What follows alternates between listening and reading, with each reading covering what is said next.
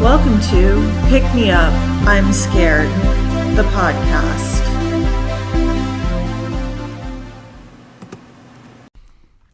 I'm your host, Madeline. And I'm your co-host, Kenna. Kenna, it's our first episode back after winter break. Yeah, 2023, whoop whoop. Yeah, this means I think we might be technically in our third season of the podcast. Really? I don't know. It's episode 60, so maybe it's our third season, but like our seasons aren't a year.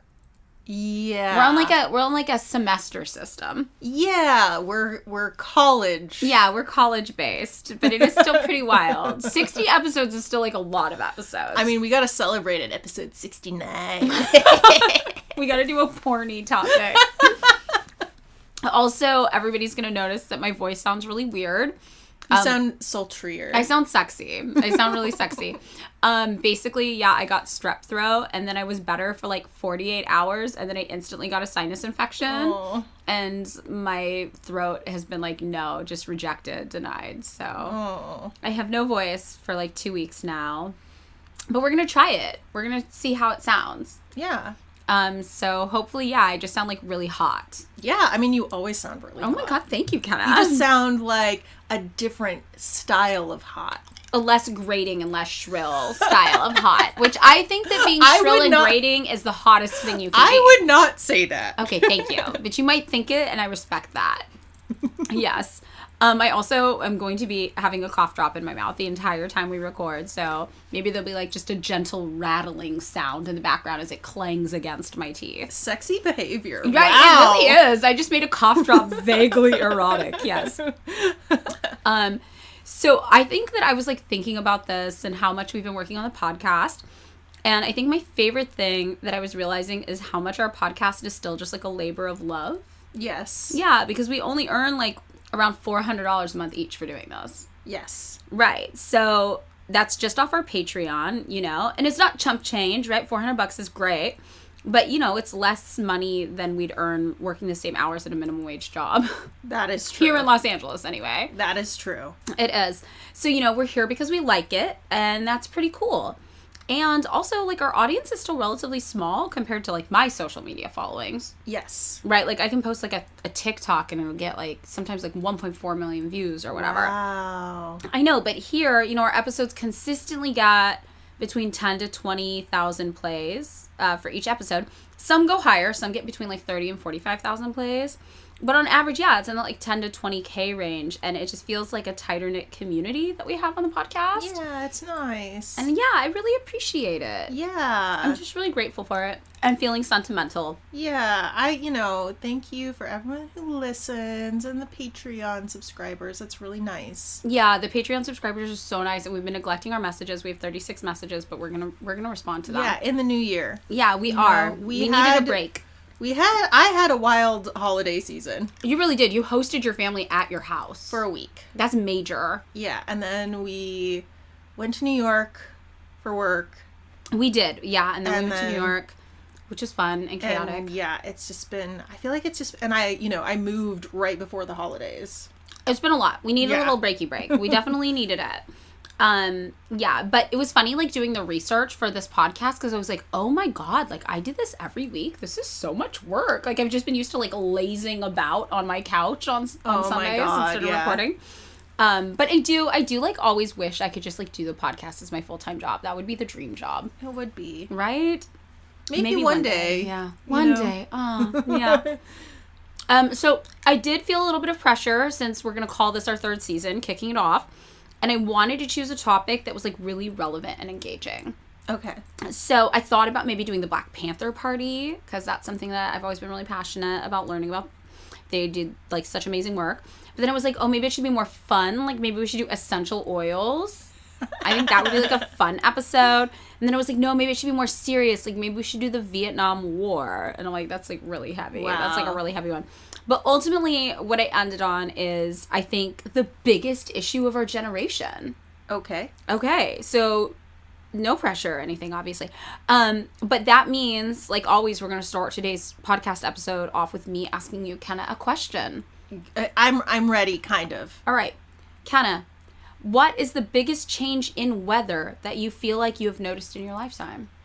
Ooh, and weather. Okay, so I mean, the most noticeable one probably. Okay, so I lived in Portland for like 7 years, and the summers used to be like 70 degrees, 80 degrees. You know, there'd be maybe one day where it got to like 90 or 100, but like as like I started living in Portland, like towards the end of it, summers were like 90, 100 degrees. And like sometimes I see my friends in Portland and like I check the weather there sometimes, and the summertimes it's like 100 fucking degrees. It's like as hot as LA. Yeah, they had like a really gnarly heat wave last year or the year before. Like a couple years in a row. Yeah. Like that has been actually like the gnarliest thing. And like, I don't know. I mean, I grew up in Colorado, but I haven't lived there for many years. So it's like hard to know if that has changed. And I've lived in California for almost since like 2015, almost 8 years now. Wow. Almost longer than I lived in Portland. But I feel like I've noticed just the winters are colder. But Yes. this is just very anecdotal. Yeah, no, I was looking for an anecdotal thing. You know, definitely. But the Portland one, it was like shocking. Like, because the summers used to be mellow. For sure. So this like kind of reflects what I've noticed, because I felt like I have noticed two things anecdotally as well in my own life. The first one, yeah, is that every summer just seems like it's freakishly hotter than the one that came before. Mm-hmm. Like it just keeps getting hotter and hotter. And in LA, I feel like the heat lasts later and later. Yes. Like, it's like... It's like October and it's 100 degrees and you're like, how is this fucking September happening? has always been the hottest month in my experience. Like, people are like, September, fall. It's like, no. September is fucking hot. Yes. And it's actually kind of cool in June. You know, the June gloom. June gloom. We got the June gloom. That's a surfer thing. I learned that because my boyfriend's a surfer. Ooh. He taught me all about it. And the second thing is that it feels like the fires in California, because this is where I've always lived, they're just more intense, frequent, and severe every single year. You know, I think in Colorado, too. Yeah. Since I grew up. Because, like, there used to be, like, you know, fires every now and then. But, like, starting in, I want to say, like, 2013, the fire season in Colorado has been very, very intense. Like, because my mom had to deal with it because her workplace burned down. Right. And then, like, even here, like, there were fires in Northern California that were so extreme that the local insurance company went out of business because they were like, oh, this was just, like, never supposed to happen. And they had, like, insured everybody's homes. So then all these people filed claims because they're like, yeah, like, whole cities burned down. Yeah, like Paradise. Yeah, this was, I think the Santa Rosa fires. Yeah. And then this insurance company just had to fold and all these people got totally screwed. But yeah, these are just like general impressions. It's just the way I feel. But then when we were in New York for the work trip, I was talking to a friend and they were like, oh, you know, it doesn't really snow in New York anymore. Not like it used to 10 years ago. And that just like really stood out to me. I was like, holy fuck, man. Climate change is like so real and gnarly. And we all actually do notice it in these like anecdotal ways in our life every day. But we just don't really talk about it that much. You know, and we have like no choice kind of but to calmly and coldly, no pun intended, accept it with just this knowing nod that's like, oh yeah, right, the planet's dying, yeah, and I'm not a Fortune 500 company or like a major world leader, so I can't really do anything about it, but like, haha, yeah, that's wild. And that's like all we can do. Yeah, it seems like it's like shaking your fist at the sky. Right, exactly. Like, your options are so limited, and we all just kind of, like, resigned ourselves to, like, every year just being like, well, it's getting hotter. Everything's burning down. Did you hear about that flood? Oh, no, we don't see snow anymore. You know, you're like, oh, this is actually really intense. Yeah, like, this year in California has been so freaky cold. Like, you think it's been cold? Oh, yeah, it has been cold. The winter's been wild, and it's been raining, and everybody's houses have been flooding. It's been, like, 40 degrees in my house, because, like, the heater doesn't work because it hasn't been used in years. So it's like, if I turn it on, like, there's going to be a gas leak. Yeah, that's a thing too. Yeah, we're like, in coastal cities especially, we're like not equipped for weather because we've never had to do it. And the same thing with like Portland. Nobody I knew in Portland during the heat waves, they're like, we don't have air conditioning. We've never needed air conditioning. Yeah. Yeah, so I was thinking about all this and how the whole planet dying thing, right? And it truly is just like the most horrific and monumental issue of our era. So obviously I thought, what a perfect way to kick off Pick Me Up, I'm Scared's third season. It's the scariest thing I could think of. It's an episode all about climate change. Wow. Yeah. So, before we get into it, I thought it'd be nice to come in with a pop quiz. I think people like it when we do the pop quizzes. I've gotten some good feedback about your pop quiz skills. People enjoy it. They like to play along at home. I've always been good at tests. Yeah. I mean, this is going to be an easy test. I didn't format it very tricky. You know, you're good at picking out the patterns that make test taking easy. But I say that, and then I'm going to completely botch it. Well, so. you know, let's see how it goes. So this one's going to be easy. It's going to be 5 questions, multiple choice, and, you know, just guess whichever answer you think is correct. And it's all just going to be about, you know, the ultimate untimely destruction of the planet and every living thing on it and everyone we love and care about and everything we ever valued and our, you know, legacy moving forward and just everything horrifying that you can possibly fathom. Cool. So you're down for the little quizzy quiz. Yeah. Hell yeah. All right, let's go. All right. So, number 1. We know that temperature-wise, the planet oscillates between things we usually call, like, ice ages, right? And then, like, the more warm interglacial periods, like what we're enjoying now, right? Mm-hmm. We know this. It's pretty normal for some eras on Earth to be generally warmer or colder. We're fortunate enough to not be in an ice age. Love that. However, the past 10 years have been some of the hottest years on record in a really long time. So, if you had to guess how long that time truly was, would you say the last decade on Earth has been the hottest in the past 125 years, the past 1,250 years, or the past 125,000 years? I'm going to go with C, 125,000. Yes, that is the correct answer. The correct answer is the past 125,000 years. Only around 125,000 years ago, a time prior to the last ice age, we don't even know, higher temperatures than the ones we are currently experiencing. Wow, I feel like there should be a ding, ding, ding. Yeah, we need sound effects. Maybe that's something we can build into. The budget's not there.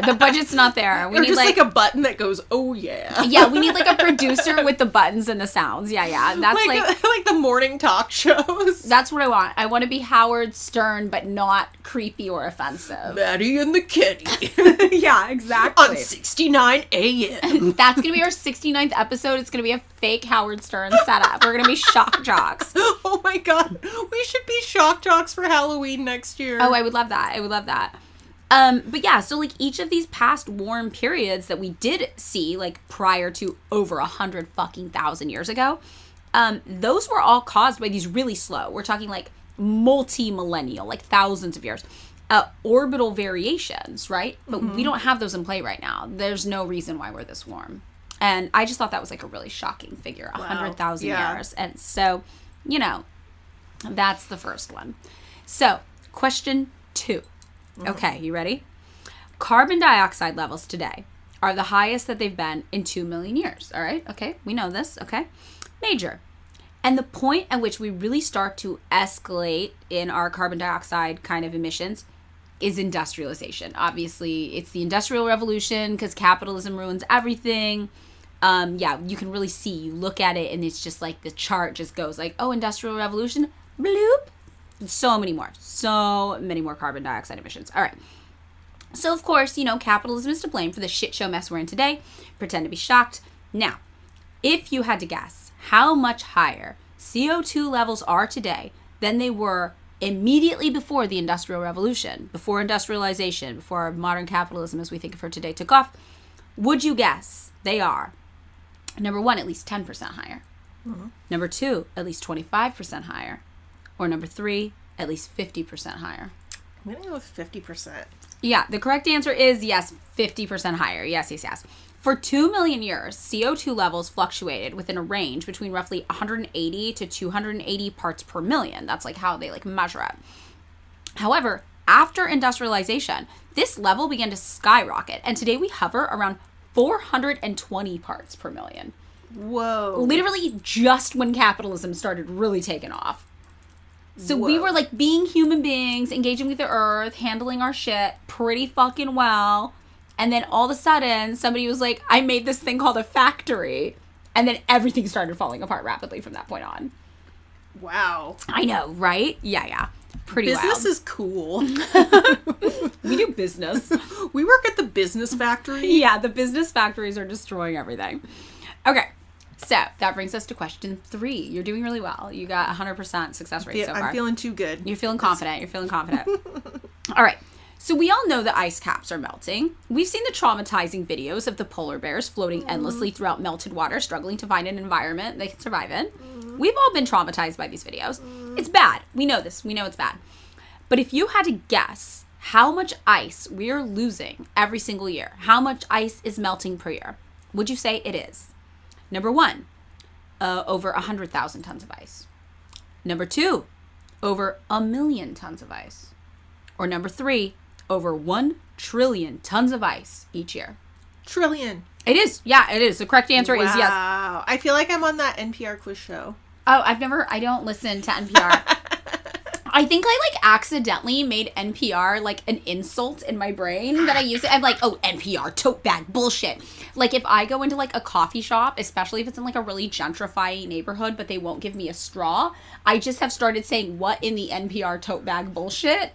Because I'm like, this is, it's all the false flags. It's all very performative. You'll gentrify a neighborhood, but God forbid you give me a straw, So, but I'm there too. I'm complicit. I'm in the gentrifier coffee shop. I like some NPR stuff. I'm sure it's great. I'm sure it's not NPR's fault. It's kind of like Jesus. It's you're not the problem, but your followers, I have some concerns. Yes. It's with certain, sometimes, with certain, TV shows or yes. or bands where it's the band isn't the problem. Yeah. It's the fans. It's the fan base. It's the fan base for sure. But maybe I'm unfairly maligning the NPR tote bag community. Maybe that's something I can work on. That's an opportunity for personal growth. But yes. Okay. So whatever the case, the NPR show I have not listened to is kind of our vibe here. Yes. The correct answer for this is 1.2 trillion tons of ice every single year, to be precise, that we are losing.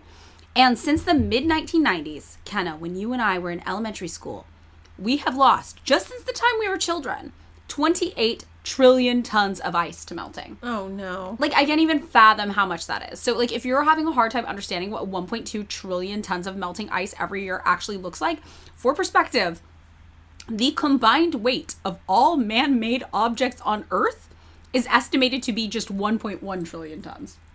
Whoa. So this is a lot of ice. This is a lot of ice. Oh my God. Yeah. So, number 4, we're learning things, right? We're horrified. Are you horrified in a whole new way? It's we knew, but it's I feel like the extra information just really takes it there. Yeah. All right. So number 4 is about pollution. Okay. So we know pollution's bad. Yeah, we live in LA. I've never seen anybody be pollution's great. Sometimes the pollution is pretty. Okay, that's true. That is, the sunsets do that beautiful thing. Yeah, and you're it's so pretty. And then you're that's because of pollution. That is literally, it's toxic smog cloud making the sunset neon and fluorescent in a gorgeous way. No, you're right. Sometimes the pollution's aesthetic. We can acknowledge that. But yeah, so we're starting to see that just pollution alone is already killing people in a pretty significant way. And Kenna, if you had to guess how many people are dying from pollution currently every year, would you guess it's nearly 1,000 people a year, nearly 1 million people a year, or nearly 10 million people every year? 10 million. Yeah, you're correct. Yes. Wow. I told you it'd be easy. The setup was easy for the test. It is the last one. And this was honestly pretty shocking to me. But yeah, over 9 million people currently are thought to be dying from pollution-related issues globally every single year. And most of that, around 6 million, is from air pollution specifically. And air pollution indexes usually measure 5 major air pollutants. So ground level ozone, carbon monoxide, sulfur dioxide, nitrogen dioxide, and airborne particles, all formed because of different chemical reactions, but largely all attributed to some version of burning fossil fuels. And more than 90% of pollution-related deaths happen in low and middle-income countries. Yeah. Mm-hmm. Okay, so we're on the last question. I think this is the scariest episode we've ever done, honestly. It's horror movie level scary. I mean, the creepy grandpa one. Oh, that one was pretty scary, too. Yeah, all our grandpas was creepy. Or, that was pretty scary. The racist ghost in the machine episode. That one was pretty dystopian and scary, too. Yes. We've done a lot of scary episodes, actually. This is a horror podcast. We now are a horror pod. We are a horror pod. We're changing genres. We are. You know what? We're, genre bending. That's what the critics say when a podcast or, a movie or something's, genre bending. Okay. So this last one, Kenna. We live in beautiful Los Angeles. One of my favorite things about Los Angeles is the weather. It's great. Yeah, I'm trying to, like, surreptitiously open a cough drop so that, like, my voice doesn't, like, just start cracking. So everybody pretend you didn't hear that. All right. Back on the LA weather. Our daily high temperatures, on average, range from 68 degrees in December and January to around 85 degrees in August, right? That's our normal temperature range. Yeah. Personally, I love this. I consider anything below 80 to be freezing. Under 60 is freezing, which is funny because I feel like growing up in Colorado, 60 is shorts weather. Oh, no, I would die. I would die. If it's 60, I'm like, I'm not leaving the house. No.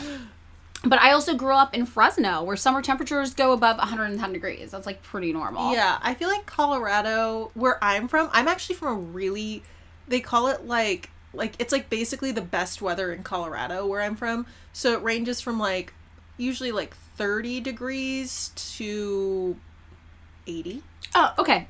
30 degrees, that sounds like actual hell, and I would just die. Well, it's sunny, so you don't mind as much. I think I would mind a lot. No. So for me, the perfect temperature is like 80 to 95. Like that's where I want to be. That's perfect to me. And usually this is fine. In Los Angeles delivers. I love it. There are only 6 days per year on average that Los Angeles sees temperatures above 95 degrees. Really? Yeah, it's pretty rare. From all data recorded from 1981 to the year 2000 anyway. Right. However, experts now think that by the year 2050, just 27 years from now, when we'll be 63, 64, enjoying our silver years, the weather in LA is going to be a little different. So, Kenna, how many days per year do you think Los Angeles will have extreme heat, that's temperatures over 95 degrees, by the year 2050? Option 1, do you think it will go from 6 days per year in the year 2000 up to 12, a 100% increase? Do you think it will go from 6 days per year up to 18 days per year, 150% increase? Or do you think it will go from 6 days per year to 22 days per year, a nearly 200% increase? I'm going to go with 22 days. Yeah, you're totally correct. I honestly thought it would be higher because, like, there have been, like, a couple years when I lived here where I feel like it was literally 100 degrees for a fucking month. I mean, I feel like I haven't experienced that, but what I have experienced is the days where it is hot, it's like prohibitively hot. Like you can't leave. You can't do anything. You can't do anything. Like it got so hot that remember one of our coworkers had the day off work and she came into work just because there was air conditioning. Yes. And she was like, I literally cannot work. I'm not here. I just need to sit in air conditioning. Yeah. And I definitely remember that growing up in Fresno. Like if you didn't have air conditioning on the 110 days, you would like just literally go to movies. Because you're like, they have air conditioning. Or you go to the mall. Like, you would literally just try to be places with air conditioning. Yeah.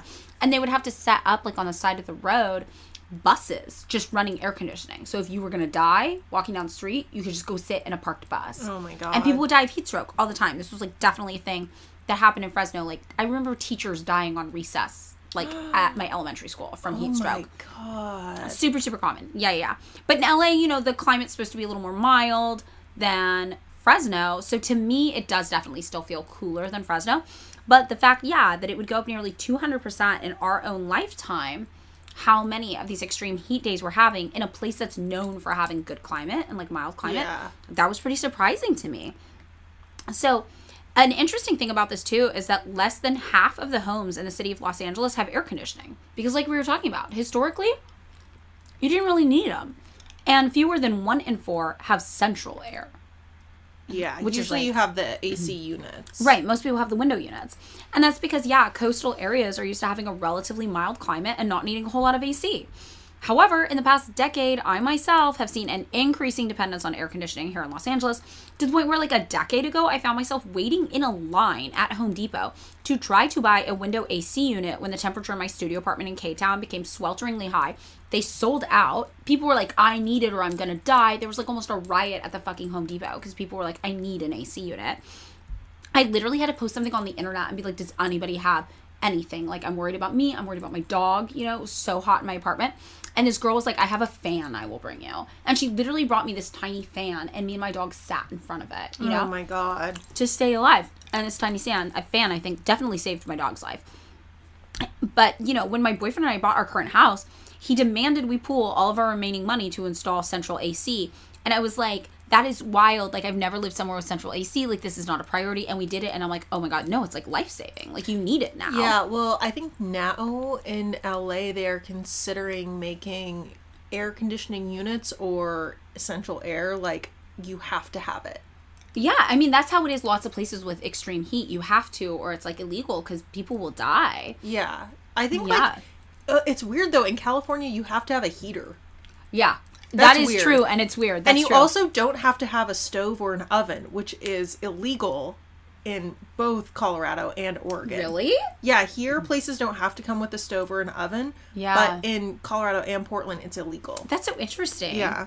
Yeah, but, you know, just last summer, I remember Los Angeles had days where, like Fresno, temperature soared to, like, 113 degrees. And do you remember everyone was flipping out because, like, nobody was equipped to deal with it at all? Yeah, it was brutal. It was We brutal. all were very happy at work because the AC works very well. Yeah, that's totally true. It was, like, safety. So basically what this quiz has taught me is that, like, I knew things were bad, but, like, I had never really thought to, like, quantify it in some way that, like, made it tangible in my brain.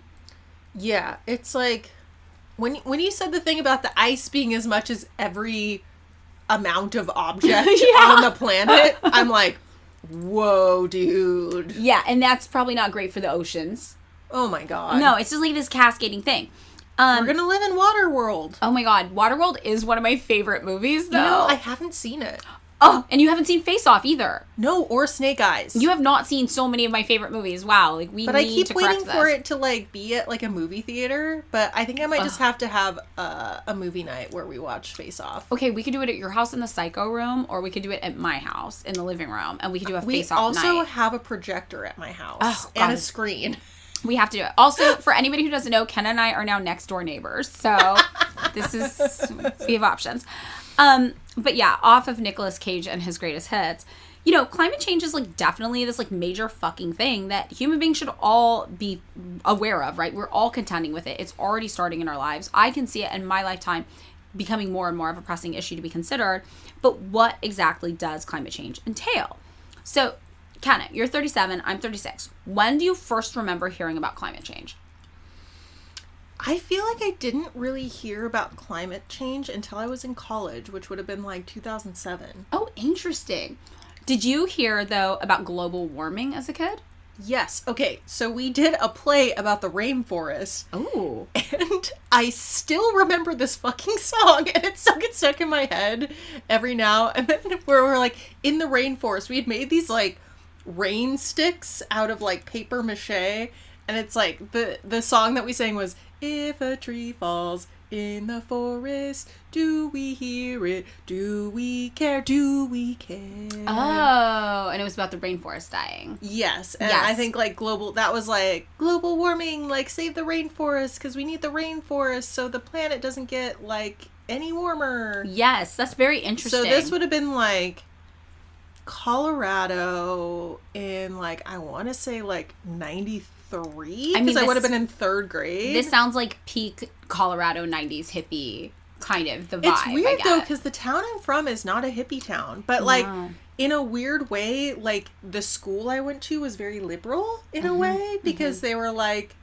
they taught us about like global warming and like racism and like celebrating diversity, even though like it's a small, mostly like white Colorado town, which like, now I'm kind of like, actually, like, that's kind of, like, wild that we had, like, so much, like, you know, like, I had, like, kind of a liberal education. You were indoctrinated by the leftist by the schools. By the woke mob. The woke left. In Colorado. Like, yeah. But the thing is, it's like, I'm from a prison town, so it's like, most people are, like, conservative. But the thing about Colorado is, like, people who are, like, Republicans in Colorado, like, in the 90s would probably be considered, like, Joe Biden Democrats now. Yeah, totally. I mean, also, it's that thing, like, when you're actually in a place like that, like, you see that, like, a lot of people share similar values. They just, like, communicate them differently.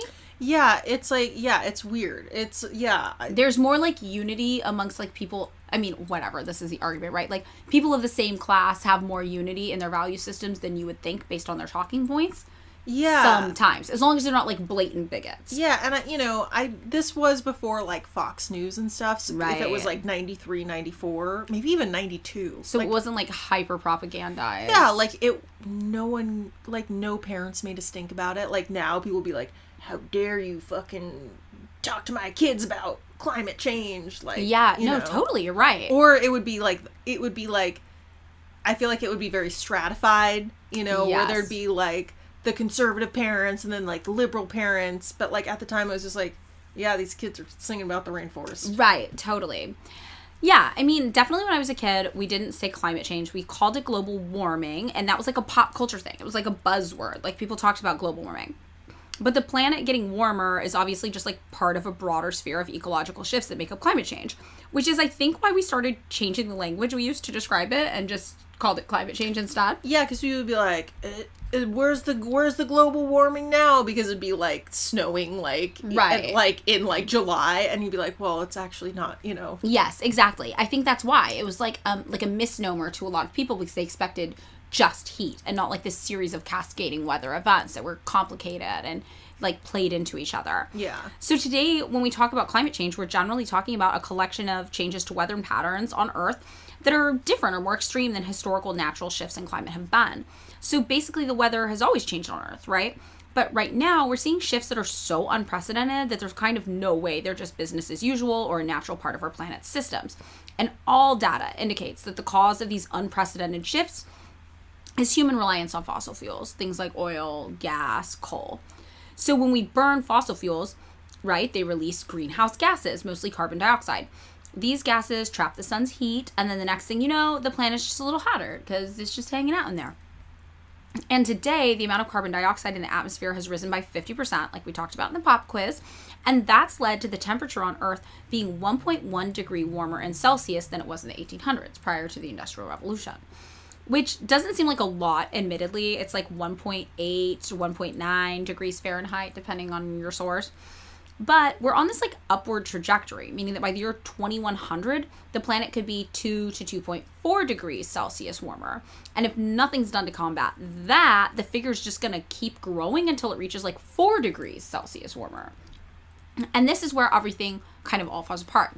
But I think this is like a reason why people don't take it as seriously maybe as they should. Because when you just hear like 1 degree warmer, you're like, how much am I supposed to really care? Yeah, because you're just like 69 to 70 degrees. What's the difference? Why am I just saying 69 all the time? I mean, you're prepping for the 69th episode. In 9 weeks, it's coming. Are you ready? It's coming. It's coming.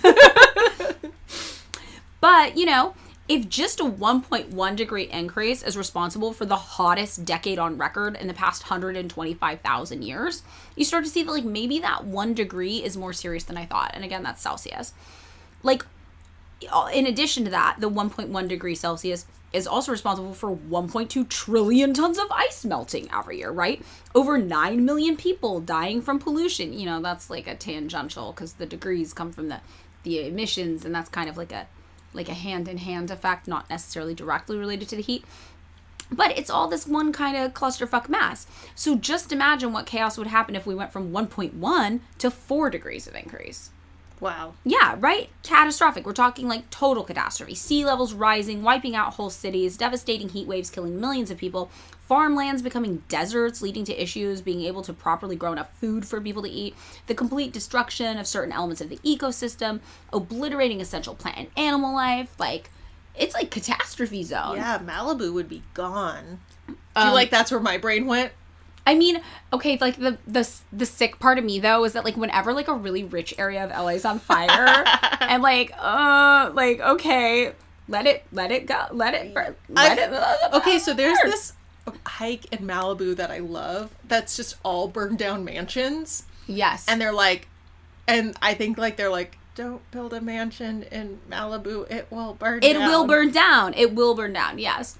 It will totally burn down. And there was one that was like, this man built a house out of like steel and tin so it wouldn't burn down. And then it burned down. I mean, also, you just made an oven. You don't want to be in that. I don't want to be in the weird oven house when Malibu catches on fire again, because it always catches on fire. But these were like mansions from like even 100 years ago. Like it was it's gonna burn down. That's why all the rich people have their own private firefighters. Jeez. Yeah, they hire their own private firefighters to just stay and defend their house. It's so dystopian. The whole like Malibu and the hills, the Hollywood Hills and the fires and the rich people's mansions burn down. It's this whole dystopian Actually, Malibu thing. will never go away. They'll just like raise the sand somehow. They'll figure it out. They'll build like a dome around Malibu. They'll build like a special safety dome. But everything else will be gone. No, they'll just launch Malibu into space. That's what they're gonna do. They're gonna launch Space Malibu. Yeah, they're gonna do Space Malibu. But yeah, this is all probably why you've heard people online making jokes that like, oh, like if real life was a disaster movie, this would be the part where the scientist with the uncombed hair like starts screaming into a microphone that we're all gonna die and nobody pays attention. Is that like that Don't Look Up movie? Yeah, that's an allegory for climate change. Yeah, I haven't seen that movie. It's like silly. It's like fun. It's worth a little watchy watch, I think. Yeah, maybe. Yeah, it's like, but this kind of idea, it's pretty much 100% accurate and exactly what's going on.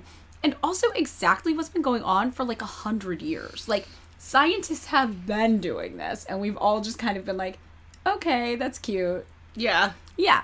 So I did a little research on the history of climate change. Nice. Yeah. And the first kind of time we hear Western white people talking about it is like the 1820s. Because obviously indigenous communities, especially in the Americas, they were preaching like living in tune with the land way before colonization. They had these really complex, beautiful systems in place to make sure everything was sustainable and they didn't take too much.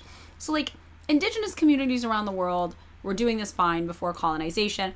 But Western white people, we had different priorities. Our culture developed, I'm going to say tragically, like really fucked up ways. And obviously this idea that like, oh my God, what if we didn't take more than we needed? What if we thought about tomorrow and left like systems that allowed for replenishment around us of resources? That was not something we had on our minds as like white people. It reminds me of when we had the David Graeber portion of our book club with the new book, how in the book the authors were talking about how in Greco-Roman society, I can never remember which one it was, Greece or Roman. I'm going to just say Roman. Yeah. I can be wrong. But how they were kind of like the first, like that society was like the first to like just discard things instead of taking care of them. Yes. Like most other societies like around the world were like, I'm a steward of the land or the people that are on it. Like I have a contract with nature or the deities or whatever, where Romans were just like, they were the first people to basically trash stuff. Yes. That totally makes sense. I remember us reading about that. Yeah, there was like no idea of like responsibility or like stewardship. Yeah, it was just like the patriarchy. It was just like the head of the household, which was a man, is in charge and he can do whatever he fucking pleases. Right. And they talked about that in the idea of ownership. Like how previously the idea of ownership was tied to the idea of stewardship and care. And then it shifted to the idea of freedom to destroy. Exactly. Yeah, that was a really interesting part of that book. So in the world of like Western white science, ideas relevant to climate change started as early as the 1820s when this French mathematician and physicist Joseph Fourier proposed that energy reaching the planet as sunlight had to be balanced by energy returning to space, since heated surfaces emit radiation.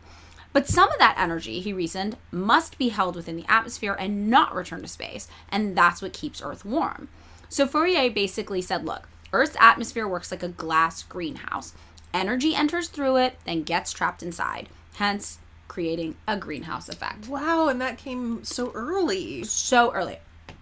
1820s, super early. So then we jump ahead 30 years or so. We're in the 1850s. And there's this woman, Eunice Newton Foote. So she is conducting experiments using glass cylinders to show this heating effect of the sun. And what she wanted to show is that effect was stronger in moist air than in dry air. So she was playing around with different things that add moisture to the air, whatever. And she found that the highest degree of heating occurred in a cylinder that contained carbon dioxide. And that's way back in the 1850s. So then the 1860s come along, and, Eunice was just like an amateur scientist. Nobody really took her seriously. If also I had to guess, I'm sure her gender did not help her be taken very seriously at this time. So it wasn't until the 1860s when this Irish scientist, John Tyndall, conducted these like lab tests showing coal gas with carbon dioxide, methane, and volatile hydrocarbons were all like super effective at absorbing energy. And this idea started to pick up steam. Like, oh, like these gases are trapping the heat, right? And he was like, look, carbon dioxide alone, it's a sponge. It absorbs so much sunlight. And this is kind of an interesting thing people start kind of playing around with. So then 35 years later, it's like 1895, we got this Swedish chemist, Svante Arrhenius. And Arrhenius was like, wait, if we decrease the levels of carbon dioxide in the atmosphere, would that make Earth cooler? Right? So he was asking this question not because global warming was really an issue in people's minds back then. Like the Industrial Revolution had been happening, right? It started kind of in the 1700s, went through the 1800s, but nobody really knew then how much industrialization was fucking with the planet. So he was thinking about this more because he was interested in explaining ice ages of the past, right? So he found that, yeah, if you cut carbon dioxide levels in half, global temperatures would decrease by roughly like 5 degrees Celsius or 9 degrees Fahrenheit. So then he was like, oh, well, what if we like doubled the carbon dioxide? And he found that, wow, yeah, wouldn't you know it, temperatures increased by the same amount. Now, back in the 1890s, Arrhenius was like, sick. This means we can make cold regions warmer and better to hang out in. Right? And again, because nobody was really paying much attention to the adverse effects of pollution on the planet in the 1800s, except for like indigenous communities, communists, and proto-hippies. Like, the weirdos, the freaks based on like the white, like Western world standards. So, in the 1800s, Marx was telling anyone who would listen, like, hey, capitalist production creates a metabolic rift between humanity and the earth, and talking all about how, like, the exploitation of workers and the exploitation of nature go hand in hand. However, in the mainstream community, scientists were still shrouded in this little bubble of optimism. So it's kind of adorably ignorant that Arrhenius was like, oh my God, we can make the North Pole feel like Bermuda. Right? These guys were not listening to the critiques. Like, fuck these penguins. Yeah, let's fuck these penguins up. Put them in bikinis. Put these penguins in bikinis. Damn it. Yeah, but these guys were not listening to the critiques of industrialization that were coming out of labor movements. They were just like, oh my God, what if this is like useful? How cute, the idea that things can be hotter or colder based on gas emissions. However, by the 1930s, this British engineer, Guy Stewart Callender, was like, wait a minute. The United States and the North Atlantic region got like significantly warmer after the Industrial Revolution. Maybe that's something we should be paying attention to.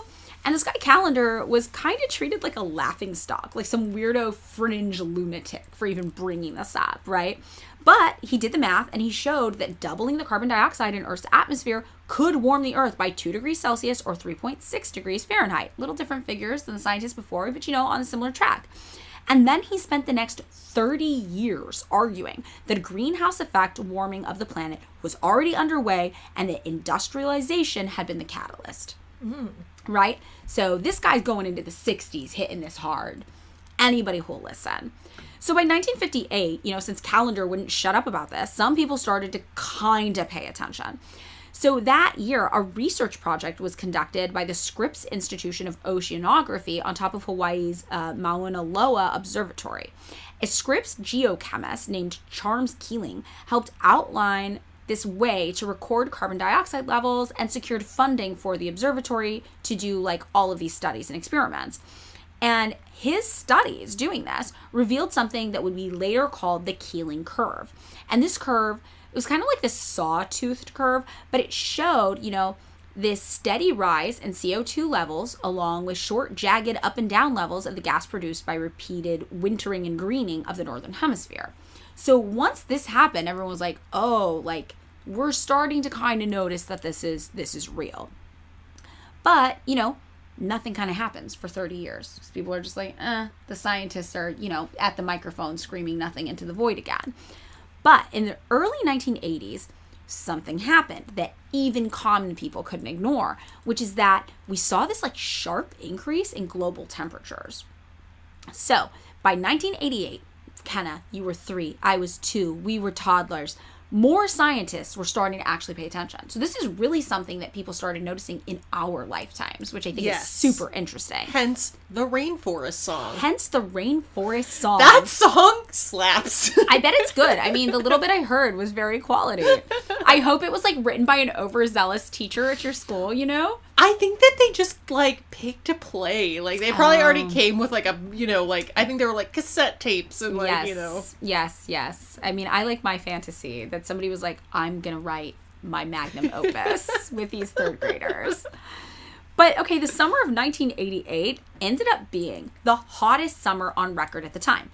Now, obviously, it's gotten much worse. It's not the hottest We're like, summer. how quaint. Yeah, we're like, how quaint, yes. But back then, it was actually kind of shocking for people. People were like, whoa, it's like really hot.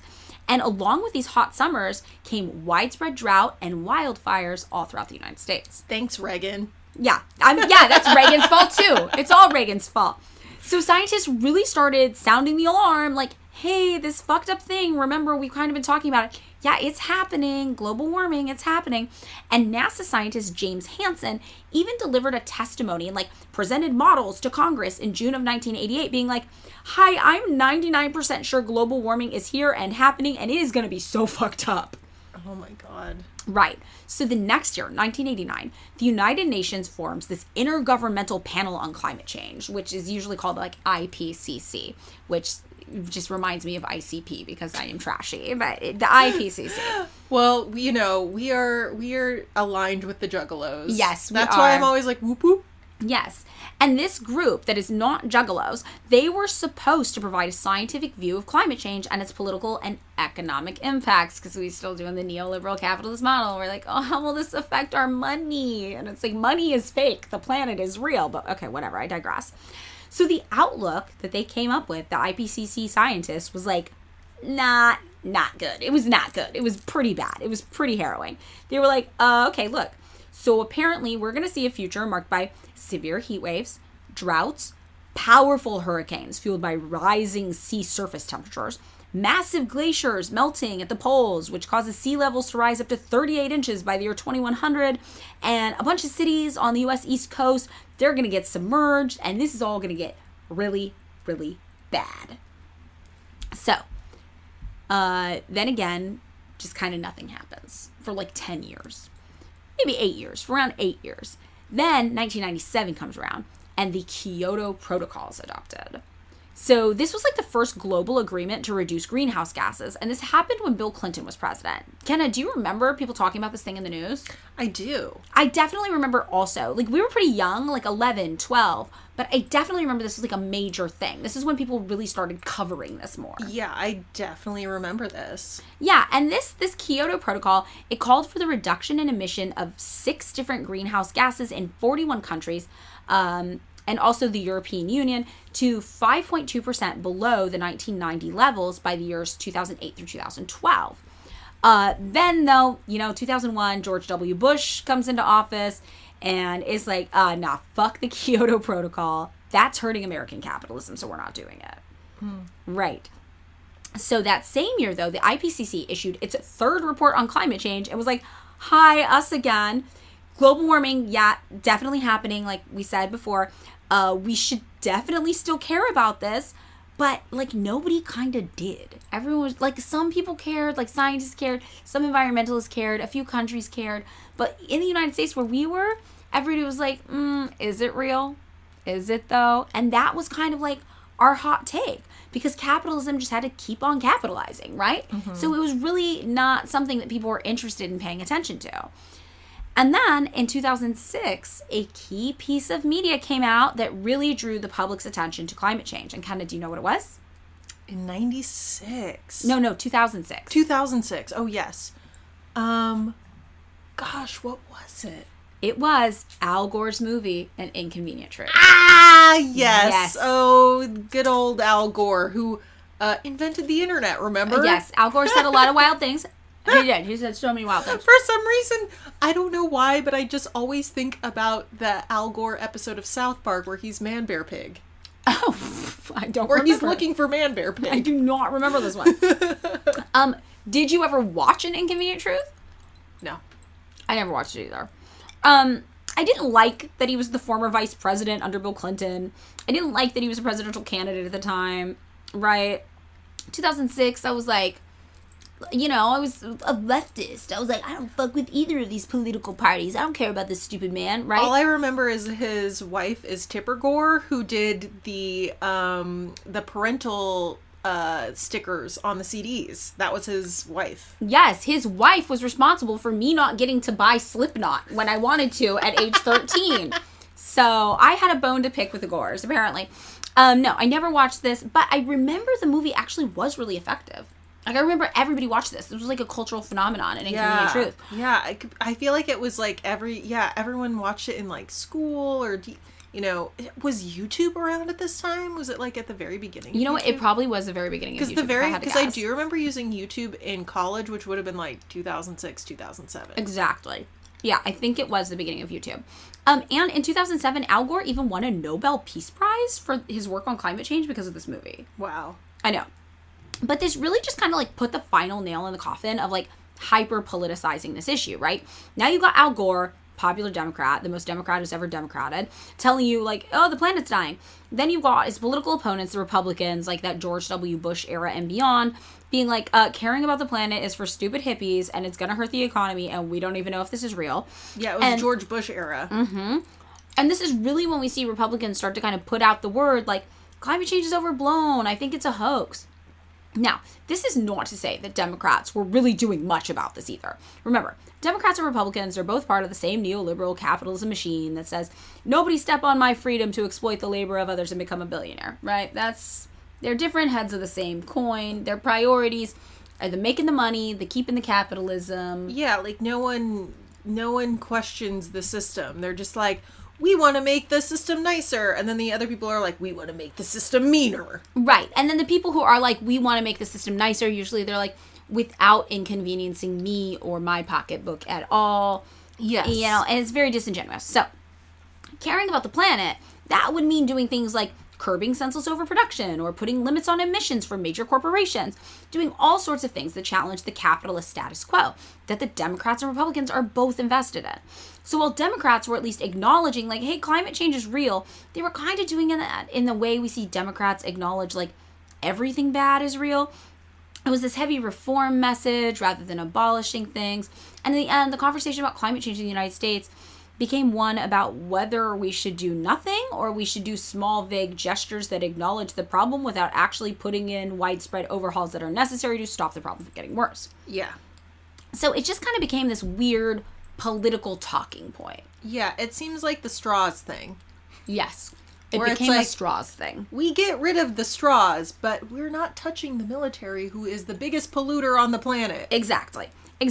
So by 2012, on the right, climate change is kind of solidified as being like, that's a fringe conspiracy theory, and just used as another way to sharpen the divide between working class Americans.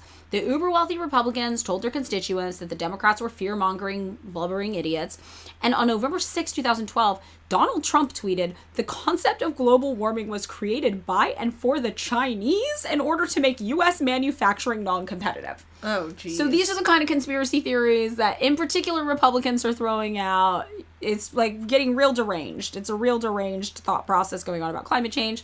And this, I think, is why so many conservative people and older people are still to this day are like, I don't even think climate change is real. Yeah, it's just like, it's really big and really scary and requires like a lot of like stuff. Yeah, you gotta do a lot to fix this. You gotta undo capitalism to fix this thing. And it's like, the thing is, it's like, I feel like people who are more conservatively inclined are very, convenience is extremely important. Yes, and the idea of change is really scary. Yeah, the idea of change is really scary, whereas maybe no one thought that maybe there are things that like might be slightly inconvenient in the short term, but in the long term you don't like.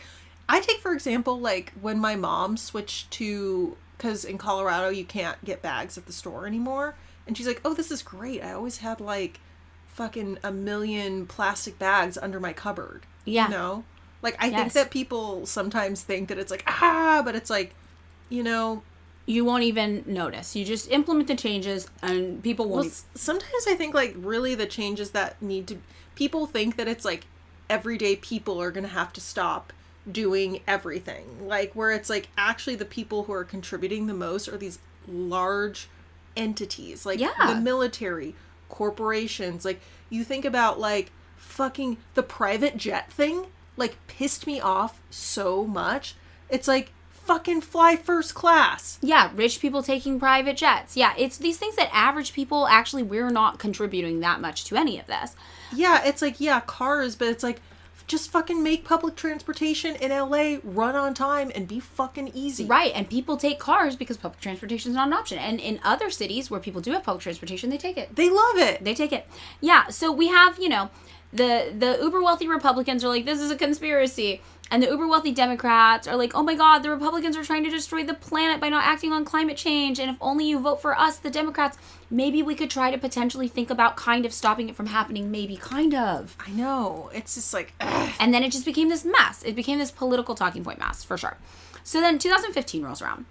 President Barack Obama signs the Paris Climate Agreement, which is this international agreement between 197 countries, all pledging to set targets for their own greenhouse gas cuts and to report their progress. It's not much because it's all self-reported, but it's this like gesture at caring about the planet. And at the core of it is this declaration to prevent a global temperature rise of 2 degrees Celsius, 3.6 degrees Fahrenheit, since experts considered 2 degrees Celsius of warming to be a critical limit, which, if surpassed, would lead to increasing risk of more deadly heat waves, droughts, storms, rising global sea levels, etc. So this is kind of like a real bare minimum situation. They're like, we gotta do this, or like, it's a fucking disaster movie, you know? Yeah, it's gonna be like, what was that disaster movie that came out like with John Cusack? Was it that one? Yes! Yeah, I can't remember the name, but I feel like also like from the mid 2000s on, we saw like a lot of disaster movies happening all the time. Okay, I recently watched San Andreas. Oh, yes, that's about like the earthquake in LA, right? Yes, it's so sick. It's just like so ridiculous. But like, honestly, like that movie, I was like, that actually seems pretty realistic. Have you also seen the movie about the family who was in the tsunami in, I believe it was Indonesia on Christmas Day, like many, many years ago? And it was so realistic. It made me be like, okay, fuck, we have to fix ocean levels because tsunamis are fucking terrifying. Terrifying. So terrifying. Yeah. So, you know, this is all happening. It's entering the zeitgeist. Climate change is in the zeitgeist. It's in the zeitgeist. We're getting the movies. We're getting the action movies. We're getting the political things. We're fighting with our neighbors about it. We're doing the America thing. So then 2016 comes around and Donald Trump is president, right? And Donald Trump's like, we're not doing the Paris Treaty. It's punishing the United States. That's what Donald Trump says. They're punishing our excellence. And that's punishing our excellence. Yeah. That's like, why does that sound like a lyric from like a hardcore band? Oh, totally. They're punishing our excellence. Yeah. No, it's like right before the breakdown. Yeah, for sure. So that same year, NASA and NOAA found Earth's 2016 surface temperatures to be the warmest since modern record keeping began in 1880. So then 2 years later, October 2018, the IPCC, remember them, they issue a report being like, hey, we need like rapid and far-reaching actions to cap global warming at 1.5 degrees Celsius. Remember, the Paris Treaty said 2. So they're like, no, it's gotta be 1.5 just to avert the most dire, irreversible consequences for the planet. Right. And that same year is when Swedish teenager Greta Thunberg begins protesting in front of Swedish parliament with a sign reading, school strike for climate. And in November 2018, over 17,000 students in 24 countries went on strike to demand action in the face of climate change. This is when this started picking up, which I thought this was longer ago than 2018. But I guess it was 5 years ago. But I think just COVID made everything so long. Like, there was like, what is it in like Mad Max? Like the before 4 times. Yes, it is the before 4 times. Oh my God. So the next year, Thunberg gets nominated for a Nobel Peace Prize and participates in the UN Climate Summit in New York. And this is like this famous thing she does where she takes a boat across the Atlantic Ocean instead of flying in order to reduce her carbon footprint. So she appears in front of the UN and she's fucking on fire. She's just like, you have stolen my dreams and my childhood with your empty words. We are in the beginning of a mass extinction, and all you can talk about is money and fairy tales of eternal economic growth. How dare you? Yeah. So she's really laying on the anti-capitalist shit. She's like, your money shit's bullshit. The planet's dying. Your kids are dying. We're all dying. Like, who the fuck cares about the economy? Like, what is the economy? You invented the economy. Like, we're dying. Yeah. So she kind of brings it. She does well. And that same year, the UN Climate Action Summit reinforces the idea that, 1.5 degrees Celsius is actually, what we should be aiming for. They're also like, well, it's socially, economically, politically, and scientifically a safe limit to set for global warming goals by the end of this century. And the deadline is set for achieving net zero emissions by 2050. Okay. So within our lifetime. So 2021, right? First day in office, January 20th, Joe Biden, newly elected president, signs an executive order to rejoin the Paris Treaty. And that kind of gets us to today. This is where we're at. So that brings us to the current state of the climate. And, how bad is it currently? I'm guessing bad. Yeah, it's pretty fucked, man. It's like real fucked. It's like so bad. Like, I mean, I only really, what was like the most eye-awakening thing to me? Because during the pandemic, living on, like, in basically the busiest intersection in Hollywood, like in LA, it was so quiet, so clear. I literally saw animals like birds in the street. oh, yeah. And I was like, holy fuck, this is what it's supposed to be like. Like, Yes. LA was like super clear. Like, the air quality was like, at one point during the pandemic, the air quality in LA was the best of any major city. Wow. Because no cars were driving. Yeah, I mean, I do remember when we did our episode on the 69-420 work week, there was a city in Europe where they reduced the work week to like 3 or 4 days, and they had like all these positive effects on the environment because people weren't commuting to their jobs and using electricity in their offices and stuff. And it just made me realize, like, holy fuck. Like, it's like, so I think that people don't realize until they see something like that. And now you're starting to see shit like that. Like, you saw it during the pandemic where you're like, holy shit, like, everything is so clear and so quiet. Like, this is really nice. Like, yeah. I'm like, dang, like, if LA was more, like, walkable or had more subways. Oh, God. Like, or, like, just a train. It's like, they do it in other places. If LA had like a bomb subway system, it would literally be the best city in the United States. It'd be unstoppable. Or like just a train. Yeah, a train. I mean, we have a train. When I lived in Koreatown and worked downtown, I took the train every day.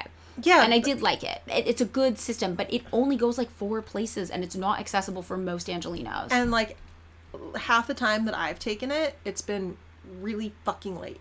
Oh, like, really? Like 20 minutes late. Oh, interesting. The buses for sure, I've noticed that.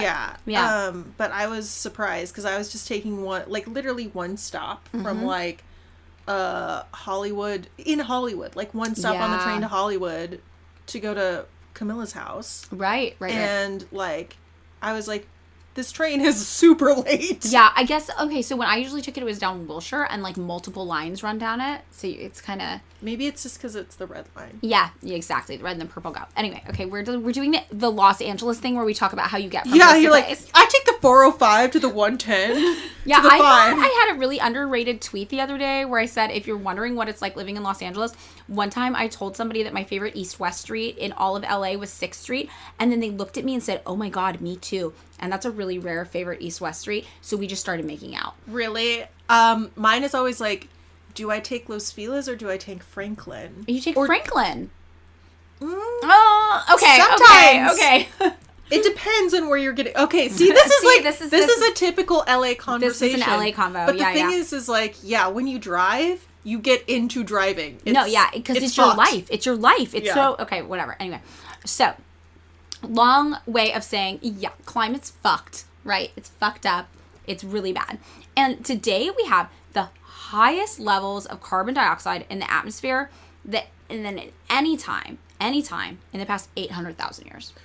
So all these people who are like, this just happens to the planet sometimes, like, nah, babe, like 800,000 years, this hasn't happened to the planet.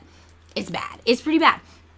So we know that from looking at like ice cores and like tree rings and all these types of like natural thermometers is kind of the nickname for them that are available to us that scientists have been studying. And since we know that higher levels of carbon dioxide lead to higher temperatures, it's not surprising that the warmest years on record have happened all in recent history. So, in fact, 20 of the warmest years on record occurred in the last 22 years.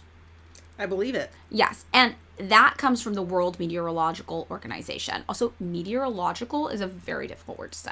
It is. And you're also saying that with a cough drop in your mouth. I know, right? I hope the cough drop hasn't been too distracting. It is wild because I do think that the climate, like, granted, I'm from Colorado, so it's like, I don't live there. But, like, when I was a kid, it just seemed like you just never thought about the weather. No. I mean, and even in Colorado, the weather changes, like, very... You have weather. You're yeah, not like us. I've literally been days where it was 30 degrees in the morning, 70 degrees in the afternoon, rains, then snows, then, like, you know... But that was, like, that's Colorado weather. Like, it wasn't, like... It's like, but you had seasons. Like, you know what to expect. And now you don't know what to expect because every year is more extreme and scary than the year before. Yeah, like, my parents are like, it's freezing. It's, like... It's 1,000,000 degrees. And it's like, it wasn't really like that. It was like a very mellow temperature change. Yes. Okay, so also going along with all this, like how extreme and bizarre everything's getting, the world's 5 warmest years have all occurred since 2015, with 9 of the 10 warmest years occurring since 2005, which is probably why NASA found that the decade from 2010 to 2019 was the hottest ever recorded. I believe that. Yeah. So the number of climate change related incidents worldwide that have happened, those have also increased 4-fold between 1980 and 2010. So, extreme temperatures, droughts, wildfires, those in particular have more than doubled in the last 40 years. And one study found that 68% of all extreme weather events studied in the last 20 years were made more likely or more severe by human-caused climate change. Yeah. So today, these historical models suggest that the likelihood of a person being displaced by a natural disaster of some kind, it's now 60% higher than it was just 4 decades ago. So right before you and I were born, Kenna. Wow. So yeah, right before we were born, just like a few years before we were born, basically, you would be 60% less likely to have to encounter a natural disaster that displaced you. Yeah. So this is really, like, if you're like a millennial age person, you're like, oh shit, like this is just another way we got fucked. Yeah, you know, I think being a millennial too, it's like you got the very last of the salad days. So you saw what it was like pre 9/11. Like, but we just saw it all as delusion. We're like, these people are delusional. Or like, you know, when I was very small, I feel like it was like the you know, like in the Matrix, they're like, it's 1999, like this is the peak of like civilization, and you're like, fuck, it was kind of like, not saying it was the peak of, but it was like everyone just had this idea of like progress, everything is good, everything's just gonna get better, like, right. And then and then now it's just horrifying. Like since like 2008, you're just like, oh, they've all been fucking lying to us. Yes. I think that's why Gen Z has such a good sense of humor, though, because they never saw the delusion that maybe everything was okay. They were just born into the shit show on fire, and they're like, oh, fuck, all right, what are we doing? Where we, like, when I was younger, I'm like, everything's gonna be great. And then, like, we hit college, and we're like, oh, fuck. Right. Yeah. So Gen Z did get the better sense of humor, because I think they had, like, the wild acceptance wash over them as they entered the world, you know? Yeah, and that's why, like, Gen X and Boomers are also, like, delusional that things are going to be fine. Right. And we're, like, in the middle where we're just like, oh, I thought things were going to be fine, and then I got the rug pulled out from under me, so I had an existential crisis. Yeah, we were definitely the most gaslit generation. We were gaslit politically very hard. But yeah, so the types of climate change related incidents, they vary, right? But I think we're all really familiar with them because we hear about them all the time as natural disasters. They're in the news constantly. So I have a few of them that these are the things that scientists were warning us, like, hey, this is going to happen and it's going to be fucked up. So the first one that's like a major issue is drought, and in particular how drought relates to farming. So every 2 degrees of Fahrenheit of global warming correlates to a 5 to 10% decrease in stream flow in some river basins, including the Arkansas and the Rio Grande, as well as a 5 to 15% reduction in the yields of crops currently grown. And you might remember, we're currently hovering around 1.8 degrees Fahrenheit worth of warming we've already experienced. So we have very concrete, tangible connections between the amount of warming we've experienced and all the shit starting to go wrong. So that explains why the last few decades have seen larger areas of the world enduring longer and drier droughts. And one reason is that warmer soils lose their moisture faster, and that intensifies drought conditions. Also, like, warming tends to cause more intense but less frequent rainstorms and changes local weather patterns, which we'll get into a little bit more later. But obviously, all of this affects food in a major way because our food supply depends on weather conditions. So in the United States, we're already notoriously susceptible to drought, especially in the West. We actually did a whole podcast episode about water management in the United States, which in my humble opinion is far more interesting and political than most people think. Yeah, it's just like, it's not like sexy, you know? But I think it actually is all the scary, sexy things. It's got like colonization, it's got racism, it's got horror, it's a horrifying it's thing. Like, honestly, I think about that movie Chinatown. Yes. And, you know, when we use the term sexy, it's big air quotes to just talk about things that are interesting and engaging enough to get media attention. And people don't talk about water management not sexy in the literal way. Like, we don't think it's exciting and thrilling and something like titillating. Yeah, we don't want to sexify the ground and the water. Yes. It's like, it's just more like, what's exciting and titillating to the media. Exactly. And people kind of ignore it. But the water management thing is super interesting and plays in with all of this, and it is super political. So if you want to listen to that episode, it is episode 50. It is called Don't Go Chasing Watersheds. But yeah, here in the United States, we see that the paleoclimate studies that we have show major droughts in the distant past, right? But also more recent dry periods that we still know and talk about, like the Dust Bowl of the 1930s, or like these massive droughts that happened in the 1950s. And we see that intensifying today.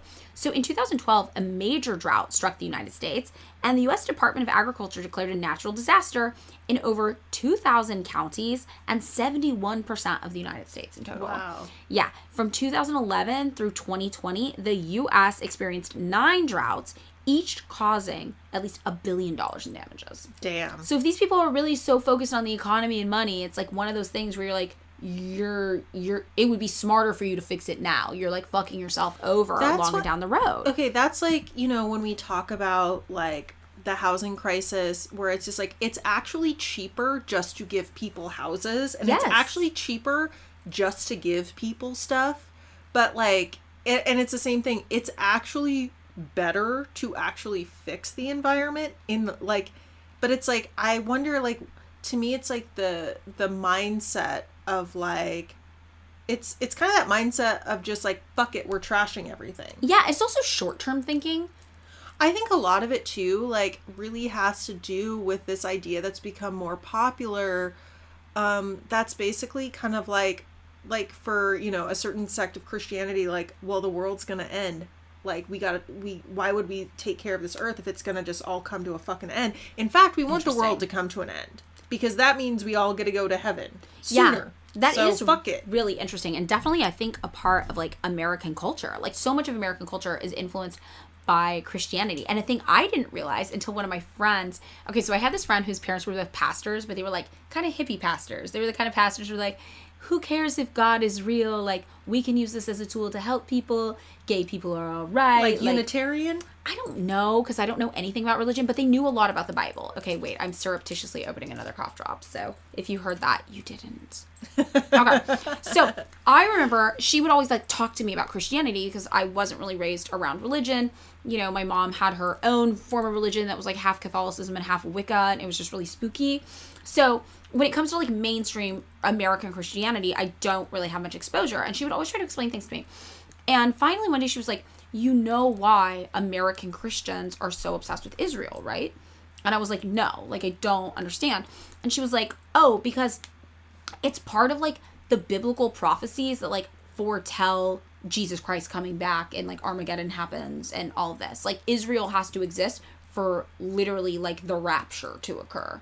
Yeah. And I was like, oh my God, this was so shocking to me, right? Because so much of our political agenda is hyper influenced by, you know, Christianity. And like, you know, I've talked about before, I try not to be hyper judgmental about any religion, because, you know, I think Jesus was a cool commie bro, and it's that same thing where it's like the fan club gets a little out of hand. Yes. Right. But, you know, that was really, really shocking to me to like, I've heard this before, like, you know, because, you know, I had to go to church until I was like 13, and then they were like, you don't have to go anymore because you're being too freaky. And I was like, goal accomplished. You freaked him out at church. I love that. Yeah. But no, I think that's true. I think that is a good point. Like, so much of Christianity in the United States, because it is the dominant cultural experience, does influence people's political opinions. And I think that idea that you're like, well, this place was just here for us as a temporary kind of holding ground until we get to like the real home, that probably does influence a lot of people's thinking and how much they decide to care about the planet and taking care of it. Yeah, which I think in like, you know, but I think in like, you know, the Bible, it's like, it says to take care of people.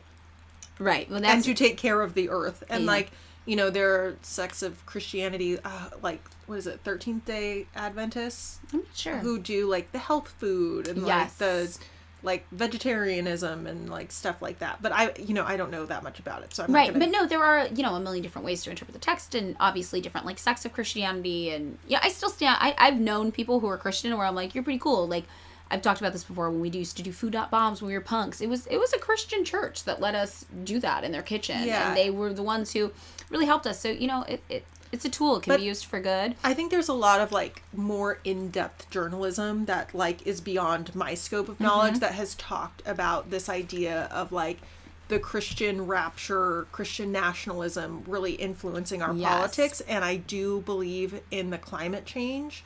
That is what is happening, because it doesn't make like, if you're a big company, it doesn't make economic sense to not have a planet in 50 fucking years. Maybe it does, you know, but like, or now, like, to me, it's just like, it doesn't make economic sense, especially like, but I mean, maybe it does, but you also have like tech bros who are just like, oh, we're just going to all live on Mars or in the fucking our consciousness will be in the cloud anyway. But to me, I'm just like, if you're gonna have a cloud, you need an Earth to generate the electricity to have the fucking cloud matrix, whatever. It's the Space Malibu thing. Yeah, so you gotta, if you want Space Malibu, you still gotta have an Earth. Yeah. Well, also, like, okay, so the drought thing affects really heavily where I'm from, because I'm from Fresno, which is a city. It's a huge, major metropolitan city. People don't think about that. But, you know, it is surrounded by farmland in the Central Valley, California's Central Valley. Also, the home of new metal bands like Deftones and Korn. Yeah. Yeah, we have all these weird things. We are new metal enthusiasts on this podcast. We are. But in 2021, this entire Central Valley town here in California called Teviston, right next to where I was raised, they had no running water in the middle of a triple-digit heat wave because a drought dried up the town's main well.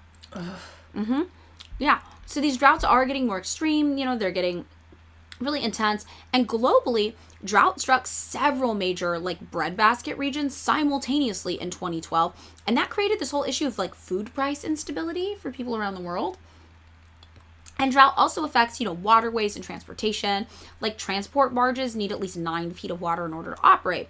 And to maintain this level, the U.S. Army Corps of Engineers had to blast, dredge, and clear obstructions on a key stretch of the Mississippi in 2013, just to like make it so that enough water was flowing for things to get places. And hydroelectric power also sometimes becomes unavailable during droughts. So, you know, the drought thing is really, really major. And East Africa is currently facing its 5th season of failed rains drought, which the UN World Food Program, says has put up 22 million people at risk of severe hunger. Whoa. So this is major. And obviously, if this continues to get worse, the issue is exacerbated, especially in regards to feeding people. This is why drought is such an essential thing for us to care about. There's also the issue, the opposite of drought, right? Excessive rainfall in some regions, along with flooding. Like, for every 2 degrees Fahrenheit of warming, we can expect to see a 3 to 10% increase in the amount of rain falling during the heaviest precipitation events, which can increase flooding risk. And we've recently seen this happen in China, in Pakistan, in Nigeria. And we've already seen millions of people fleeing their homes to avoid the impacts of extreme storms. And the way floods are affected is interesting, basically. So when it comes to river floods, climate change is likely exacerbating the frequency and intensity of the extreme flood events, but decreasing the number of moderate floods. So as the climate warms, higher rates of evaporation cause soils to dry out more rapidly. And for those moderate and more commonplace floods, the initial conditions of soil moisture is important, since drier soils might be able to absorb most of the rainfall.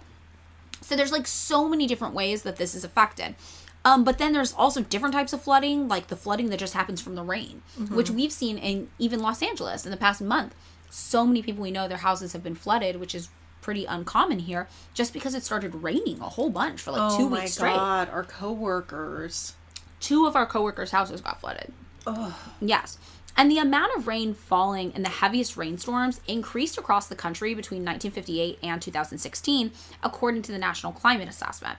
A lot more rain is falling in the Northeast and the Midwest now, which means a lot more flood risk in all kinds of places, including areas far from the coast even. Floods are consistently the most deadly natural disaster in the United States. I believe that. Especially with flash flooding, how quickly it can happen. So along with that rainfall issue, we also have a similar effect with snow. And yeah, in some places, like we talked about earlier, it is actually getting snowier and colder. And this is why you hear some people in certain cold regions be like, oh, global warming's a hoax. And probably also why we started saying climate change instead of just global warming. See, in a warmer climate, more water vapor is held in the atmosphere, which causes more intense rain and snowstorms. As the climate warms, eventually snowy seasons will decrease. But as long as it's still cold enough to get snow, a warming climate can paradoxically lead to even bigger snowstorms. Yeah. Yeah, so over the last 60 years, heavy rain and snowstorms have become 24% more frequent in the United States alone. Yeah, I mean, there's been way more extreme weather events in Colorado. Like, there was, like, it got to, like 30 below zero or something. Which yes! is, like, or, like, it would, like, blizzards would be, like, I remember the blizzards getting, like, more frequent because, like, when I was a kid, there'd be a blizzard, like, I think there was, like, a blizzard twice when I lived there. And that, 0 to 8, 21.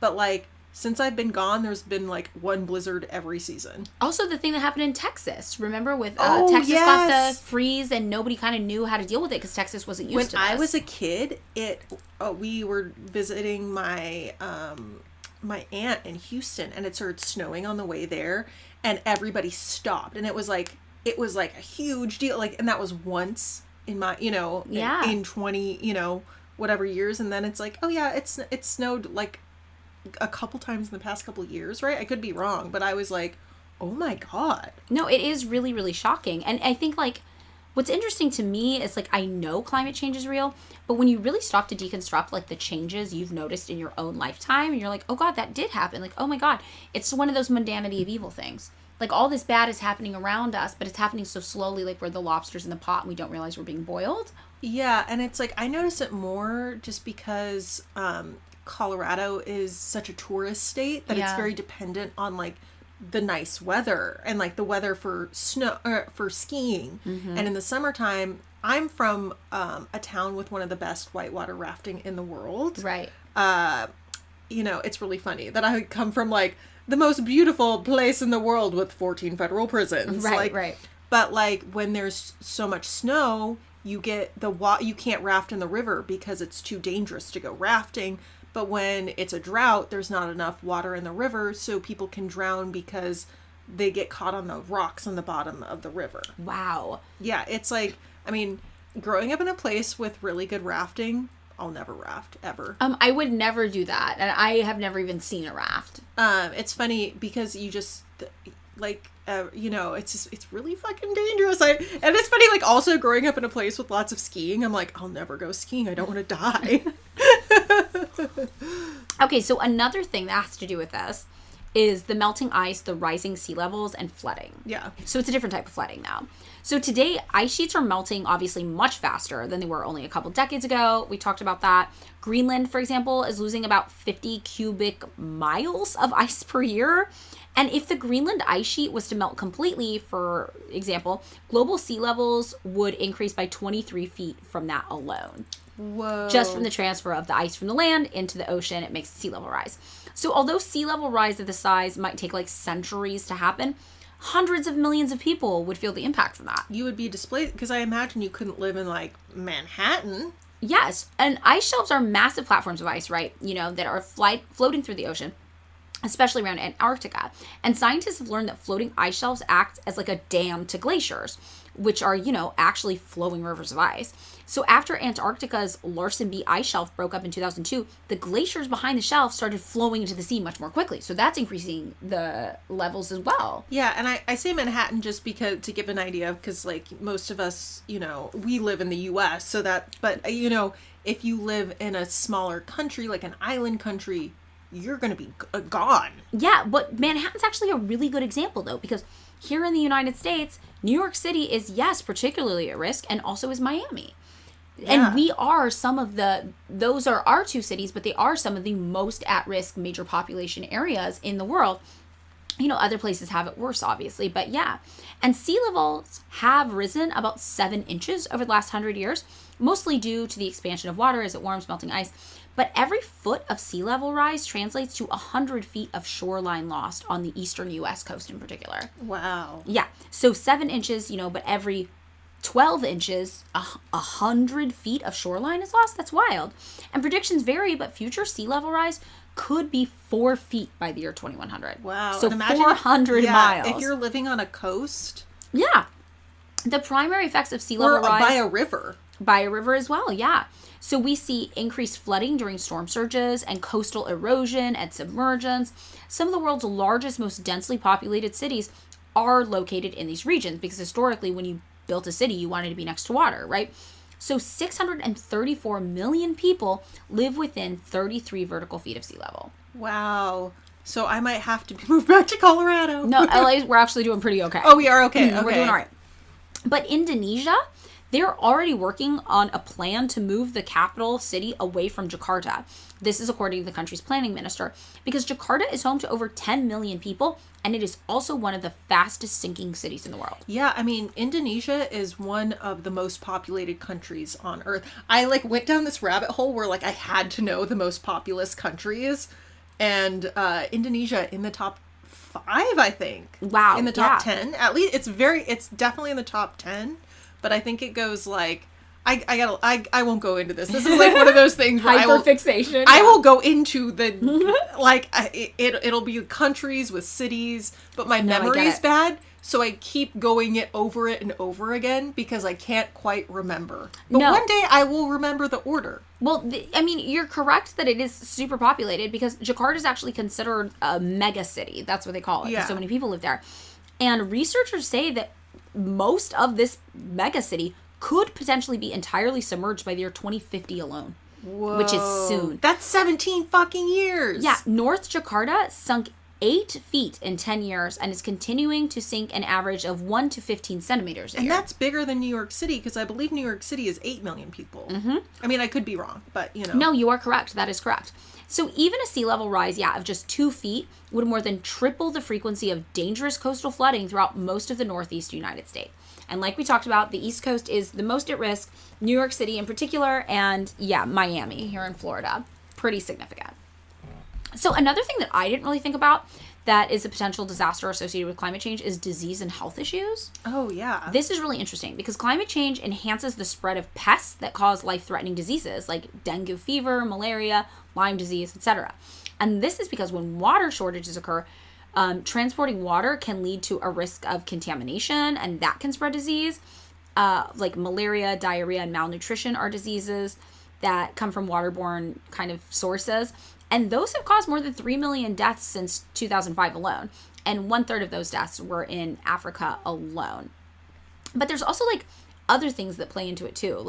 We'll start to get into this, but you can even see just certain regions getting warmer make them more hospitable to certain types of bugs that carry disease. Ugh. Like dengue fever gets spread by mosquitoes. And if all of a sudden certain parts of highly populated areas have a climate that's more hospitable to those mosquitoes that previously they wouldn't have been there, then all of a sudden you have more people at risk of contracting disease. I hate mosquitoes so much. Yeah.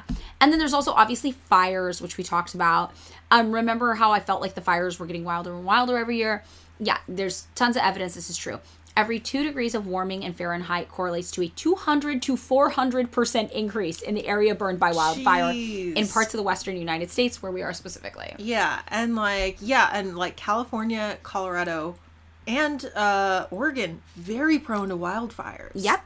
And many regions around the globe have also seen a sharp increase in the number of wildfires over the past several decades just because of climate change.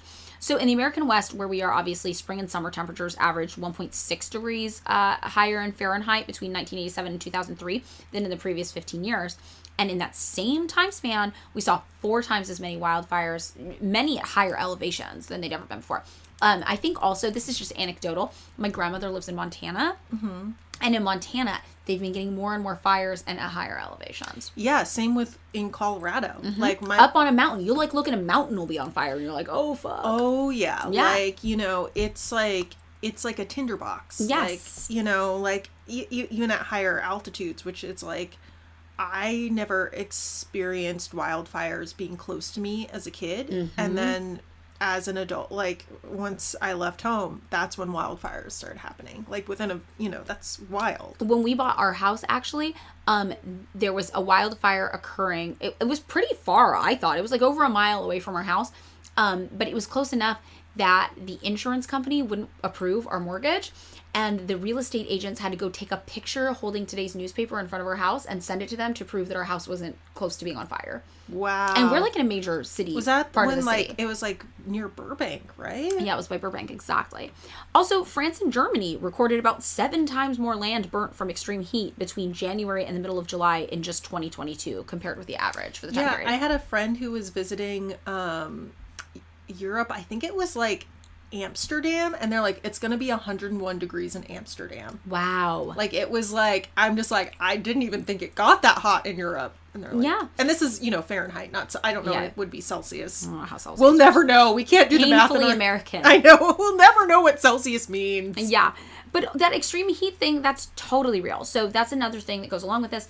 An increasing population of the elderly in particular have been encountering heat-related deaths, according to this 2018 study in The Lancet.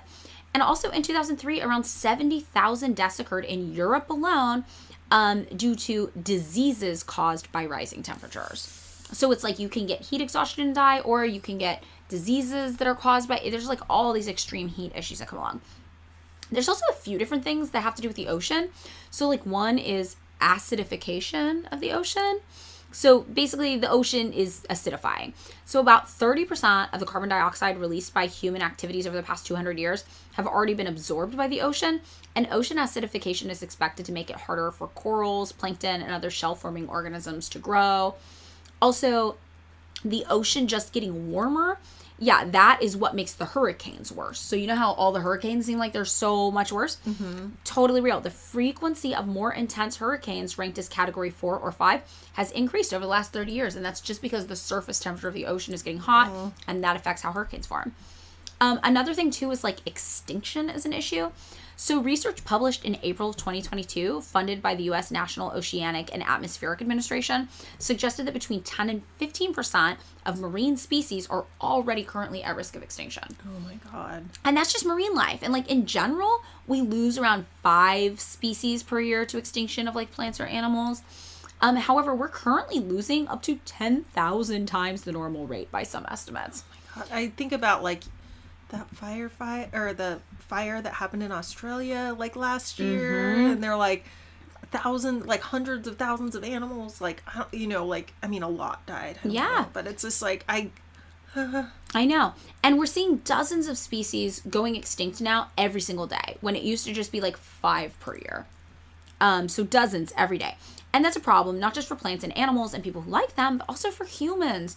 Because having a loss of biodiversity like this major, it reduces water quality, it reduces food security, it results in a loss of like natural pest control because predators like frogs and spiders are becoming extinct. And in fact, average wildlife populations have dropped by 60% in just over 40 years. That's terrifying. Yeah. And the golden toad, which was last seen in 1989, that is widely considered to be the first species to go extinct due to climate change. And today, half of all amphibians are at risk of extinction because of climate change in particular. What the fuck? So we're losing the frogs. So all of the queer frog-loving community needs to be rallying around frogs in the face of climate change, because frog is life. Frog is gay culture. I love frogs. I love frogs, right? No, but I love frogs because I'm a nerd and I love Naruto. And they have like a frog. Yeah, it's like I won't go into it. Frogs are the binding force between nerds and gay people, and it is our duty to protect like a meme, them. like hand in hand. Yes, we're hand in hand. We need to protect the frogs.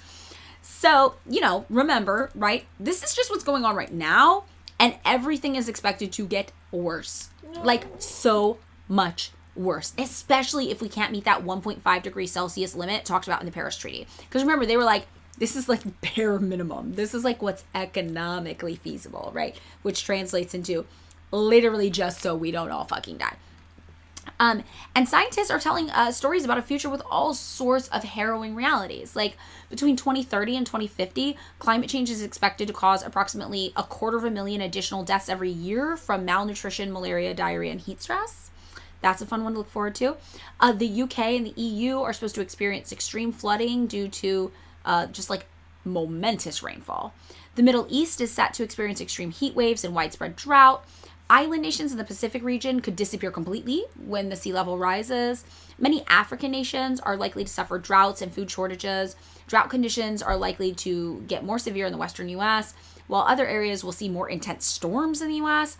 Australia is likely to suffer extremes of heat and increases in deaths from wildfires. The International Organization on Migration estimated that up to 200 million people could be displaced by climate change by the year 2050 alone. According to a recent report by Oxfam, climate change could push food prices up 50 to 60% more by the year 2030. Whoa. Flash flooding is going to continue to increase because there's going to be more extreme precipitation events.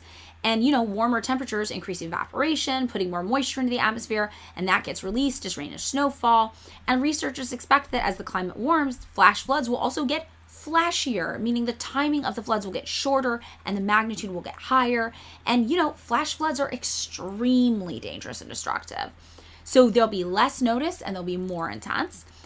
This is the thing about the dengue fever that we talked about earlier, where it could spread throughout much of southeastern portion of the United States by the year 2050, just because global temperatures will be rising to a point that mosquitoes that carry the disease will be able to thrive in the American Southeast, places that were previously unsuitable for them, and they'll benefit from shorter incubation periods. So they'll just be going off down there spreading disease.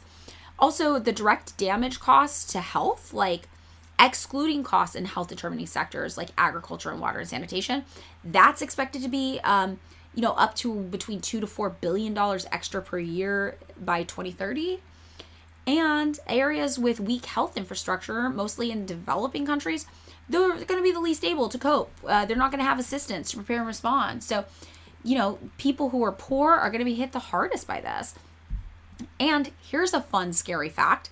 Even if emissions were to stabilize today, temperatures would continue to rise for several decades due to the delayed response of the climate system. So over the past 50 years, the top 2,300 feet in the ocean have warmed around 0.18% or degrees, Fahrenheit.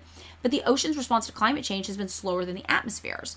So because the ocean stores most of the Earth's heat, ocean temperatures and sea levels will continue to rise for several decades, like way past greenhouse gas emissions, even if the emissions were curbed today. Mm-hmm.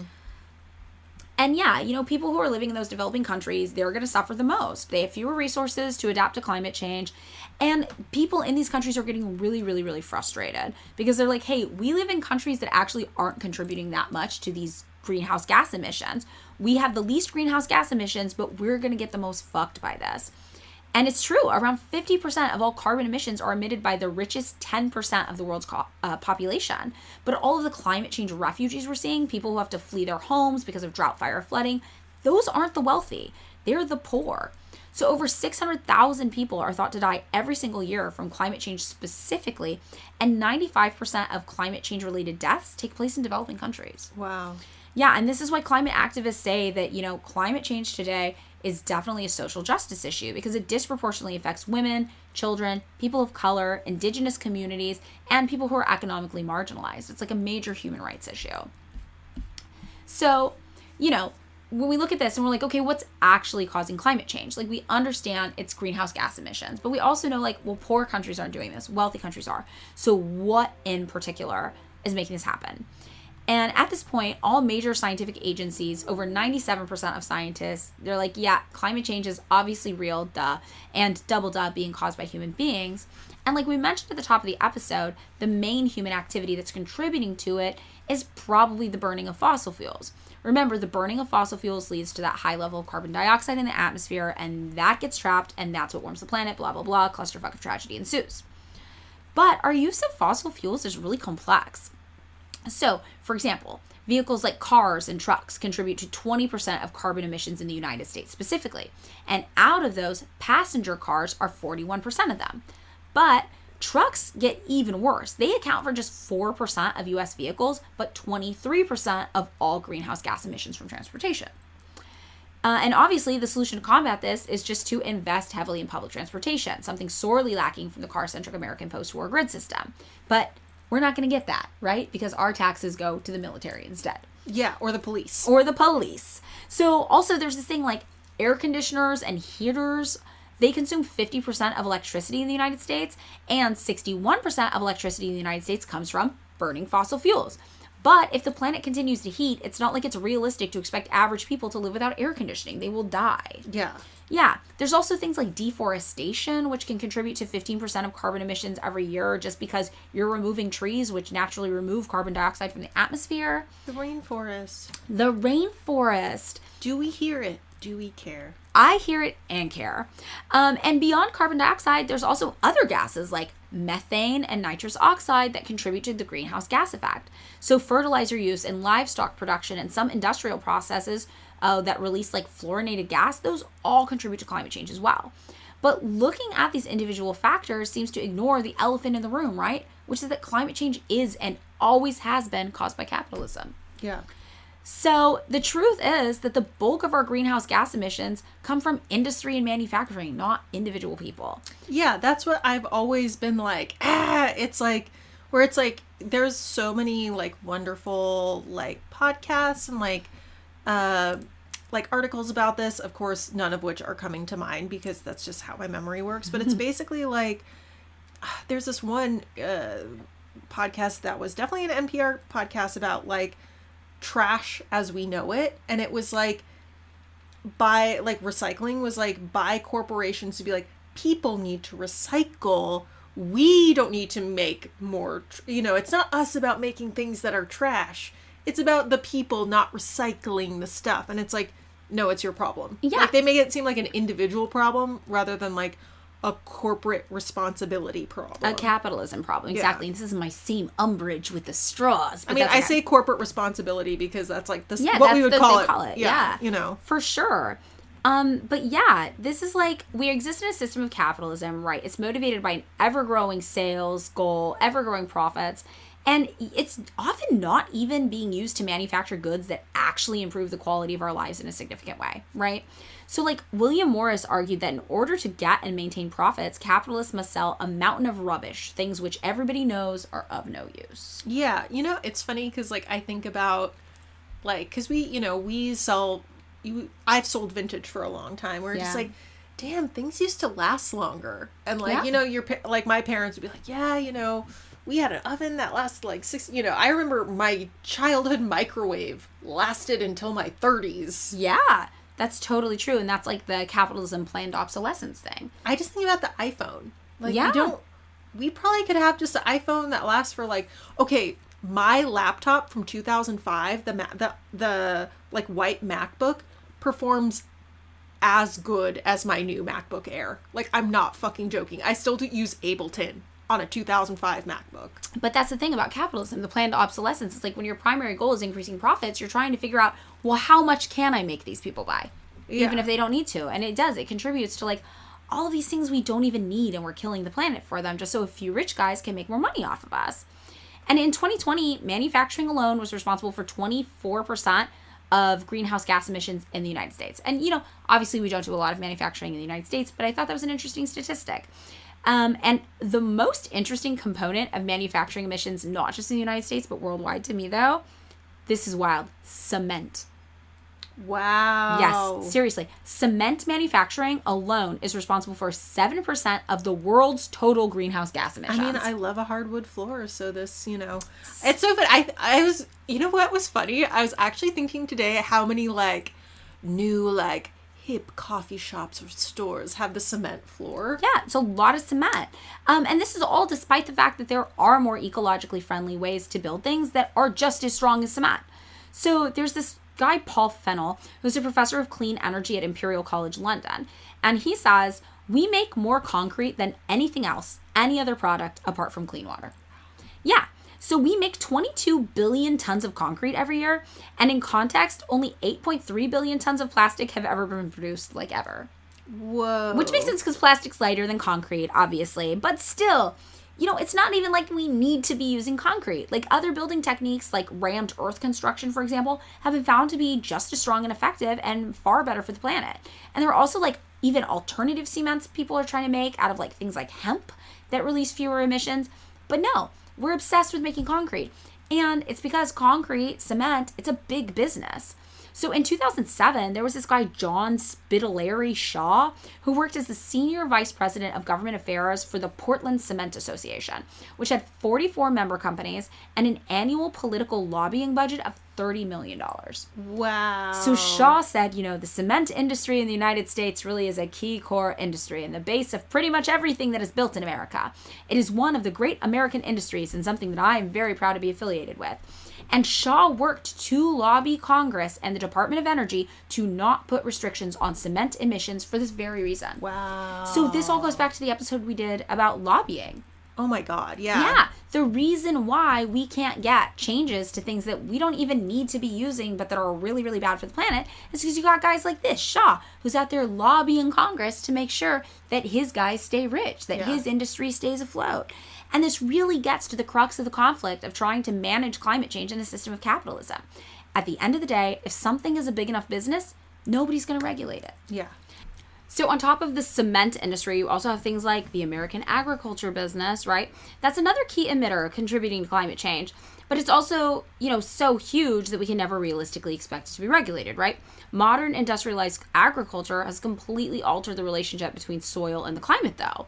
So in 2020, agriculture accounted for 11% of U.S. greenhouse gas emissions, specifically nitrous oxide and methane.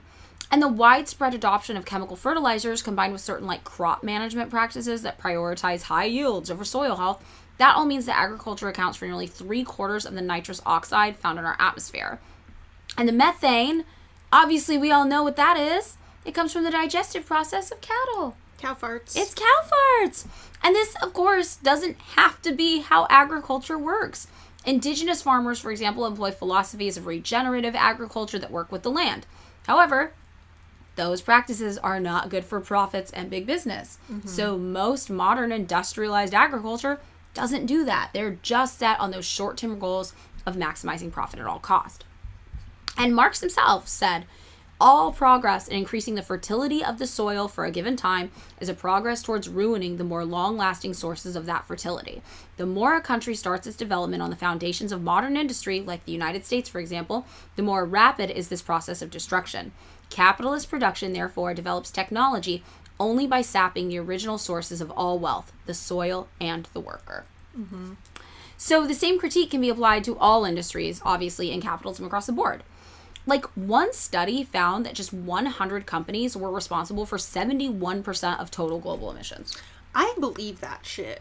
Yeah. It's just I feel like it's almost like a conspiracy that if only everyone used plastic which I don't think that people should use plastic shopping bags, but it's just if only everyone just recycled, and it's no, the big companies need to fucking be regulated and shit. I mean, beyond that, but the bare minimum. Yeah, no, it is one of those things where the individual accountability is a way for these companies to get all of the pressure off of them to do the right thing. And then people think that it's futile because they're I can't do that much, but it's it's not about the individual. No, it's not about the individual. And, a relatively small amount of mostly fossil fuel producers in particular, they're the ones who actually hold the key for fighting climate change.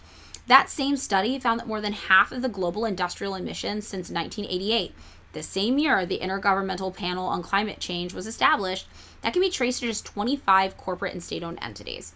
So when you look at ExxonMobil, Shell, BP, Chevron, they are identified as among the highest emitting investor-owned companies since 1988. And this means that most likely our planet will continue to hobble along, failing to make meaningful steps towards reversing climate change because it is not profitable for 100 companies. Yeah. Yeah. And even companies who publicly claim that they're like committing to becoming carbon neutral, they've all been caught greenwashing their own statistics. Amazon, Apple, when experts go in, they're like, this isn't actually going to make you carbon neutral. Like, these figures aren't adding up. And we also know from historical, like, scientific records that climate change began specifically, yes, just with the onset of industrialization, which correlated with the rise of industrial capitalism and finance capitalism, fueling the growth of, like, laissez-faire capitalism in general. So modern capitalism emerged in the 1700s and 1800s, coinciding with the Industrial Revolution, which went from 1750 to 1840. And by 1848, Marx and Engels already accurately predicted, like, this is going to spread to the rest of the world and this is going to ruin everything. So even in those burgeoning stages of capitalism, Marx pointed out that it was environmentally unsustainable to continue to go down this route, explaining that the exploitation of nature was essential to fuel profits. And Marx's assessment of exploitation under capitalism positioned nature and the worker as the two necessary tools to be exploited in order for the rich to grow richer. And just like socialism became a rallying cry to protect workers, in the same way it also became a rallying cry to protect the planet. Marx said even an entire society, a nation, or all simultaneously existing societies taken together are not owners of the earth. They are simply its possessors, its beneficiaries, and have to bequeath it in an improved state to succeeding generations. Which ties in with that thing you were saying about how we used to view ownership historically. Mm-hmm. Ownership used to mean that you were responsible for it, that you were the steward, that you took care of it to give it to the future generations that came after you. And we today have this completely warped idea of ownership under capitalism that means, no, you're free to destroy it.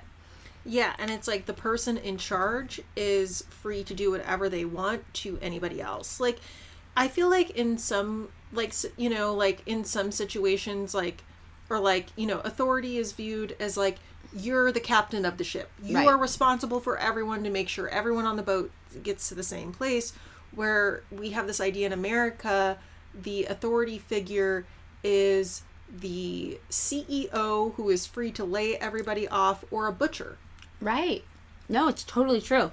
And when we talk about, you know, these political summits that have happened where all of our like world leaders are coming together from these neoliberal capitalist countries and they're trying to weigh the pros and cons of saving the planet against those measures' implications for economic growth. You know, when we hear like this is the most economically sustainable amount we can do it, we know that all of Marx's critiques about this were valid. The planet can't be saved in a system of capitalism because it's not profitable to save the planet. And capitalism got us into this mess, and we have to acknowledge that there's no way capitalism can get us out of it. Yeah. So how do we fix it then, right? And this is the part in the doomsday overload where we all kind of throw our hands up in the air and do that thing you were talking about, Kenna, when it's like, well, I can't do anything about it. You know, all we can do is dismantle capitalism. That seems like such a big task, and I'm so overwhelmed. And I get that, right? Because it's scary. And experts say the effect of climate change could be irreversible as early as 2030 if we don't take action now. That's right. 7 years. And like, I'm just saying, when you get to your 30s, time moves fast. It moves fast. By 2030, it's possible that the world's coral reefs could be completely eradicated. We could see an increase in widespread flooding, extreme heat, drought, and poverty that we talked about earlier. And, you know, anytime we ask, what are we going to do to fight climate change? The answers we see are those hyper-individualistic kind of answers that place the emphasis on personal accountability, right? When you look up, like, what can we do to fight climate change? The answers you get, it's take fewer flights, reduce your consumption of meat and dairy products, reduce your energy use, buy energy-efficient products, improve your home insulation, switch from gas heating to an electric heat pump, use fluorescent light bulbs, unplug your appliances when you're not using them, don't leave your fridge door open too long, switch to solar power, drive a hybrid car, plant trees at your house, save clean water, don't turn on your lights in the daytime, you know, reduce your trash, reduce your hot water use, grow your own food. Honestly though, hearing all that just kind of sounds like a slap in the face when we remember that climate change is the byproduct of capitalism and corporate focus on profits at all costs, and that, you know, 100 companies are the ones doing 71% of this. Also, it's funny to me how, like, some of this shit seems like rich people shit. It really does. Like, where it's just like, plant a tree where at your apartment? Yeah, it's like, we can buy, I'm like, I can't buy a fucking solar panel. Right. Like, also, it's just, like, I barely take any fucking flights. Like, yeah, take fewer flights. I'm just like, what am I gonna, like, I'm not gonna spend 5 days on a bus to get somewhere. Well, and then like for us, obviously our job's special, but for the average person, like that's you don't have the time to take that off work. It's like if you have an emergency, you're gonna get on. Like to me, it's like the Taylor Swift jet. Yes. I'm fucking sorry. I don't give a shit if you rent it out to other people. That's fucked up. Yeah. And I like Taylor Swift's music, but the jet shit is fucked up. It is fucked up, and then we're told that, you know, we're the issue here. Or the like just all the fucking jets when that came out. I was just like, this shit should be fucking illegal. It should be illegal to own a fucking jet. A private jet, yeah. Here in the United States also, like we have the double thing where it's like our wealthy, the CEOs, you know, but also like our government is especially complicit. Like, we in the United States have just 5% of the world's population, but we contribute to 22% of the world's carbon emissions. We use more fossil fuel per capita than any other country in the world. I fucking believe it. Also, for example, we know that we can reduce carbon emissions by placing an emphasis on things like public transportation, walkable city designs.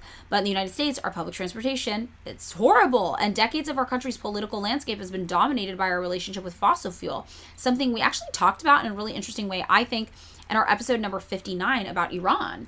Yeah. Because the United States staged a coup in Iran to overthrow a democratically elected leader, specifically because of our oil interests there. And that was done in tandem with deals with top oil executives and oil companies. Yeah, and like, there's so much shady shit going on behind the scenes. Like, back in the day when, like, it's like, you know what's funny? I just watched that movie, The Nice Guys, with Ryan Gosling but anyway, it takes place in, like, the 70s. And these private detectives basically uncover, like, not to spoil too much, like, an oil conspiracy, but like, it's really mind-blowing. We're just like, oh wow, like, people want us to rely on fossil fuels literally just because, like, car companies, oil companies are just like, well, if they change to something else, we can't make a profit. I do remember watching that documentary, Who Killed the Electric Car. Oh, I haven't seen that. Yeah, and it was kind of about when they first kind of unrolled electric cars, and they were only available for lease, and after 3 years they were taken away, and all these people were like, no, I wanted to buy my electric car, I love my electric car. But it was like kind of this like conspiratorial idea that it wasn't like profitable for electric cars to exist. It's a really interesting documentary. But yeah, basically, like, you see all these things, and you have all these shady insider deals. It's like our government's working with these corporations, and they're doing this in this other country, and the fossil fuels have to happen because these people have to make money.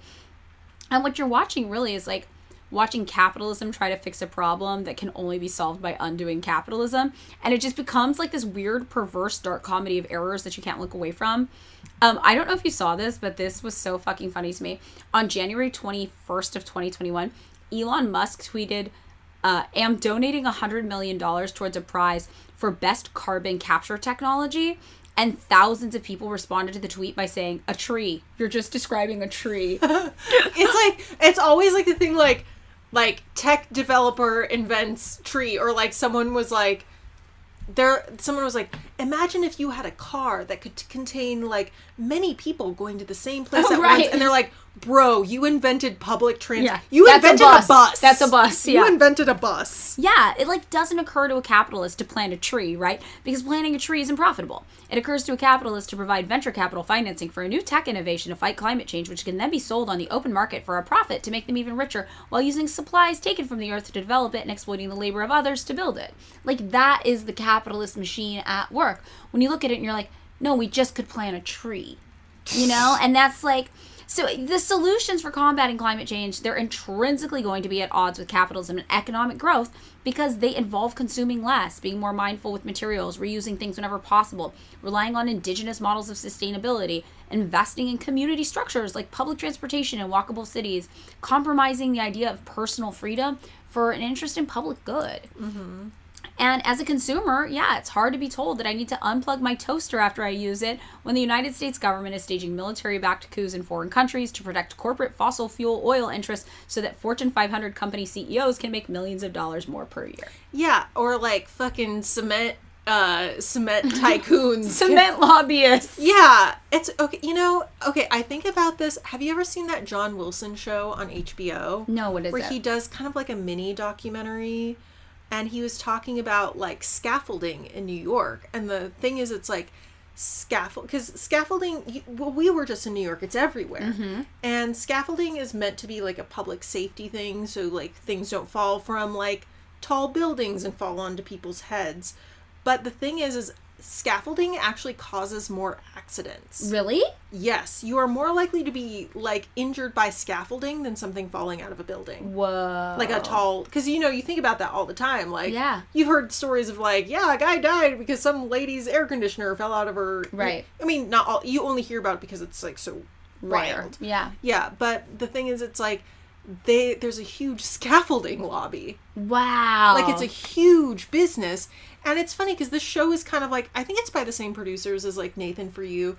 So it's meant to be kind of dry and ironic, but it made me feel, in a way, it made me feel so fucking sad because I was just like, wow, like New York just always feels like it's like, you know, I haven't been there a ton, but I was like, it feels like it's under construction and it's like kind of ugly. And like, I'm sure just like, if you think about it, like all the labor and energy it takes to put up that scaffolding and like the trucks that involve, and like it's just so wasteful and it's like unnecessary just because like people are like, well, we got to keep scaffolding in business. That is interesting because I did go, like I was in Madrid, you know, and Madrid's obviously a really big city, and I only saw like scaffolding on one building. Well, the whole time I was there, and I walked around the whole city. I walked 10 miles around that city. Yeah. But that is true, and I didn't even really think about that. Yeah, like that's like wild to me where it's like they build all this stuff and you're like, actually you're less likely to be hit on the head by something falling out of a tall building than you are by scaffolding falling on you. Yes. Yeah. It's so interesting.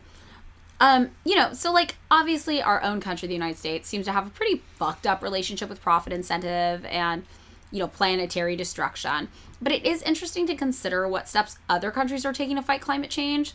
Like 111 countries have pledged to be net zero on carbon emissions by 2060. So that means they're going to reduce their greenhouse gas emissions as much as they can. And anything they can't get rid of, they're going to balance out by absorbing an equivalent amount from the atmosphere. Okay. Right?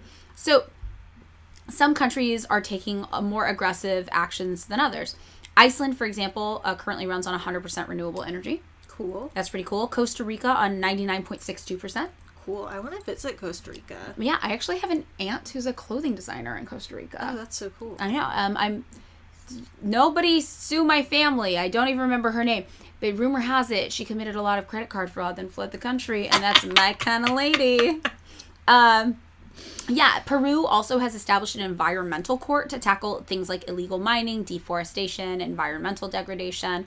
Similarly, Tunisia introduced a green police force in 2017 to enforce kind of their ecology laws. Also, in terms of lowest per capita greenhouse gas emissions, lots of countries in Africa rank like the lowest, like Comoros or Gambia. They're just like not using that many greenhouse gases. Also, outside of Africa, North Korea, which was interesting to me. You know, I'm very interested in North Korea. They use a lot of renewable energy in residential sectors, and that ranks them extremely low on the per capita greenhouse gas emissions list. Interesting. Also, a few places I visited rank low on greenhouse gas emissions per capita. Malta and Mexico. Wow. Yeah. You know, I, going to Mexico City, I was just like, wow, the city's bigger than LA, but it seems like cleaner and the air seemed nicer. And it's greener. And it's so green there. Also, Malta's interesting because people always talk about how pollution and construction's so bad in Malta, but actually their greenhouse gas emissions are pretty low. Yeah, it's wild how like, I mean, in America, like, places will have, like, you know, this, like, they'll be like, oh, like, it's a big city, so it's gonna be polluted, and I'm like, maybe in America. Yeah, other places not necessary. Also, like, the United States in particular, we're part of the top 10 greenhouse gas emitters per capita worldwide. Like, greenhouse gas bigger than the CO2. But, yeah, it goes Brunei, Qatar, Bahrain, the United Arab Emirates, Kuwait, Australia, Turkmenistan, Grenada, Canada, Saudi Arabia, and then the United States. Interesting. Yeah, but some countries, you know, have more interesting and effective climate change policies. Like, there's, like, a top 10 list of people, like, doing interesting things, like, policy-wise, beyond kind of the stuff we've already mentioned. And those countries would be China, Sweden, Finland, France, Portugal, Lithuania, Netherlands, Morocco, Denmark, and Luxembourg. And obviously China interests me immensely because just their scale, the scale of their efforts is so monumental based on their size alone, because they are the single most populated country in the world, right? So what they do as a political policy is significant globally because it affects the most people out of every country. And they've actually been working on a lot of green energy initiatives to fight climate change. What I think about is when we did our episode on Bitcoin. Remember how China was like, you can't mine Bitcoin here anymore because it fucks with our environmental protocols? Yeah, it takes up so much energy for fucking to like mine Bitcoin. Yeah, so then all the Bitcoin mining got relocated to the United States, to a state that was like, come here, use fossil fuels to mine Bitcoin and we'll give you like incentives. Was it like Oklahoma or something? I felt like it was like North Dakota. It was a K-state of, I don't know if that's accurate, but if anybody wants to fact check us, you can fact check us with ourselves on our Bitcoin episode. Yeah. I like doing like the dropping of the other episodes because I feel like in a lot of ways we're weaving a tapestry of the world with every episode, right? And they all play into each other. But yeah, currently China's greenhouse gas emissions, they're the same per person as Western countries were back in 1885. Whoa. Yeah. So already they're doing way better than we are in the West, despite being the world's primary center for production and manufacturing. So that's pretty impressive to me. In 2022, they also laid out plans to install 156 gigawatts of wind turbines and solar panels, which is apparently like some record huge number, and a 25% increase from what they did in 2021. So everybody kind of, I don't have enough reference point to know how impressive that those gigawatts of wind turbines and solar panels are. But a lot of people were like, whoa, that's major. So, I'm trusting them that sounds pretty major. And they also banned new coal-powered projects in September of 2021 and committed to not investing in overseas coal projects either. Then last year, they invested in 10 million new energy vehicles. So that would be like vehicles that run off battery, plug-in hybrids, fuel cell vehicles, whatever. And that alone accounts for over half of the world's estimated total vehicles using new energy. Whoa. Right. So, it's kind of hard to imagine what targeting climate change would even look like in the United States, right? Because we're so invested and committed to capitalism. But conservationists everywhere across the planet are like, there's only so many things you can do. The steps all look the same. You got to protect and restore key ecosystems. You've got to support small agricultural producers. You have to promote green energy. You have to combat short-lived climate pollutants like black carbon, methane, ozone, and hydrofluorocarbons. I was very worried I wouldn't say that word right. I think I did okay. And then also you have to, bet on adaptation, not just mitigation. You can't just be like, well, when the things come up, we'll try to mitigate them. No, you got to actively change systems so that things are not coming up that are actively destroying the planet. The question becomes, though, how do you convince a culture built on profit as the only incentive to act that there are some things you should do not because they are profitable, but just so we don't die? Mm-hmm. Right? And capitalism is quite literally killing the planet. And instead of trying to fix it, the wealthiest among us are trying to build spaceships to go find another planet to live on instead. Yeah. Space Malibu. Space Malibu. So that's it. That is my super depressing episode about climate change. What do you think, Kenna? Yeah, it's like, oof. I mean, on one hand, it's like, it's good that we know that there are steps out there. It's not just like, we are fucked. Right. Like, I think, and like, to me, it's like more of a crisis in imagination than a crisis in literal solutions.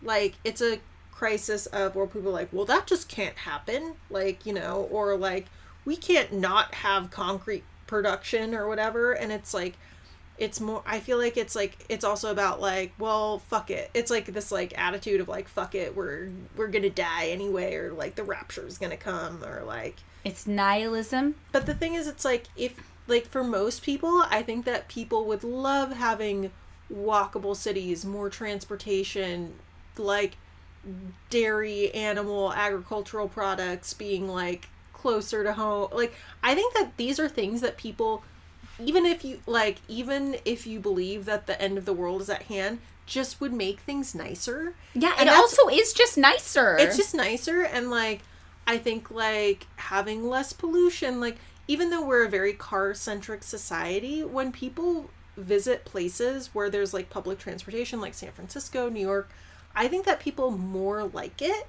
They do. I think so, yeah.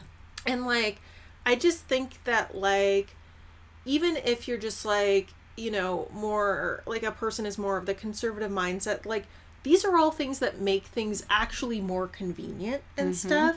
And I don't understand, like, I think that, like, people are getting kind of like propagandized by corporations, you know, and like media to be like, they're like, you love your car. They're like, you're being a pussy if you don't if you don't drive like a big like you're letting the libs own you if you where it's just like, it's more like a cultural thing rather than like, it actually just makes things nicer. And it doesn't like have to be like a thing. Like, most people I think are actually on the same page. It's just like, it's kind of like a weird cultural media thing. But maybe that's me being naive. This is just my I think take. that's accurate, and I just want to position this. Like, if you're really concerned about being hyper masculine and you think the only way you can do it is to drive a giant truck, I'm just going to tell you, there is nothing tougher than taking a Fresno public bus at 1 a.m. And I did that as a 14-year-old girl all the time.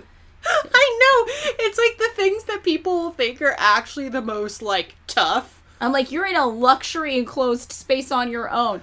I am actively fighting with a drunk man on the bus right now because he doesn't like my shoes. This, like, okay, this reminds me of when I was a young teenager and I was a metalhead. And I was just like, they were all like, yeah, we listen to, like, you know, all these, like, tough metal bands, you know, like, the Scandinavian, like, metal band. Ones. Yeah, the like, bad ones. I was just always like, you know who I think is, like, a tougher band? The Carpenters. Because, and hear me out, this was because I was listening to a lot, but I was just like, all of these guys who are so angry, I was like, they're white guys who live in Scandinavian countries with, like, all of these, like, nice social safety net. This was me, like, as a teenager who didn't, and I was just like, they seem like they actually don't really have as much to be tough about. Like, they have a nice life. Yeah, they have a nice life.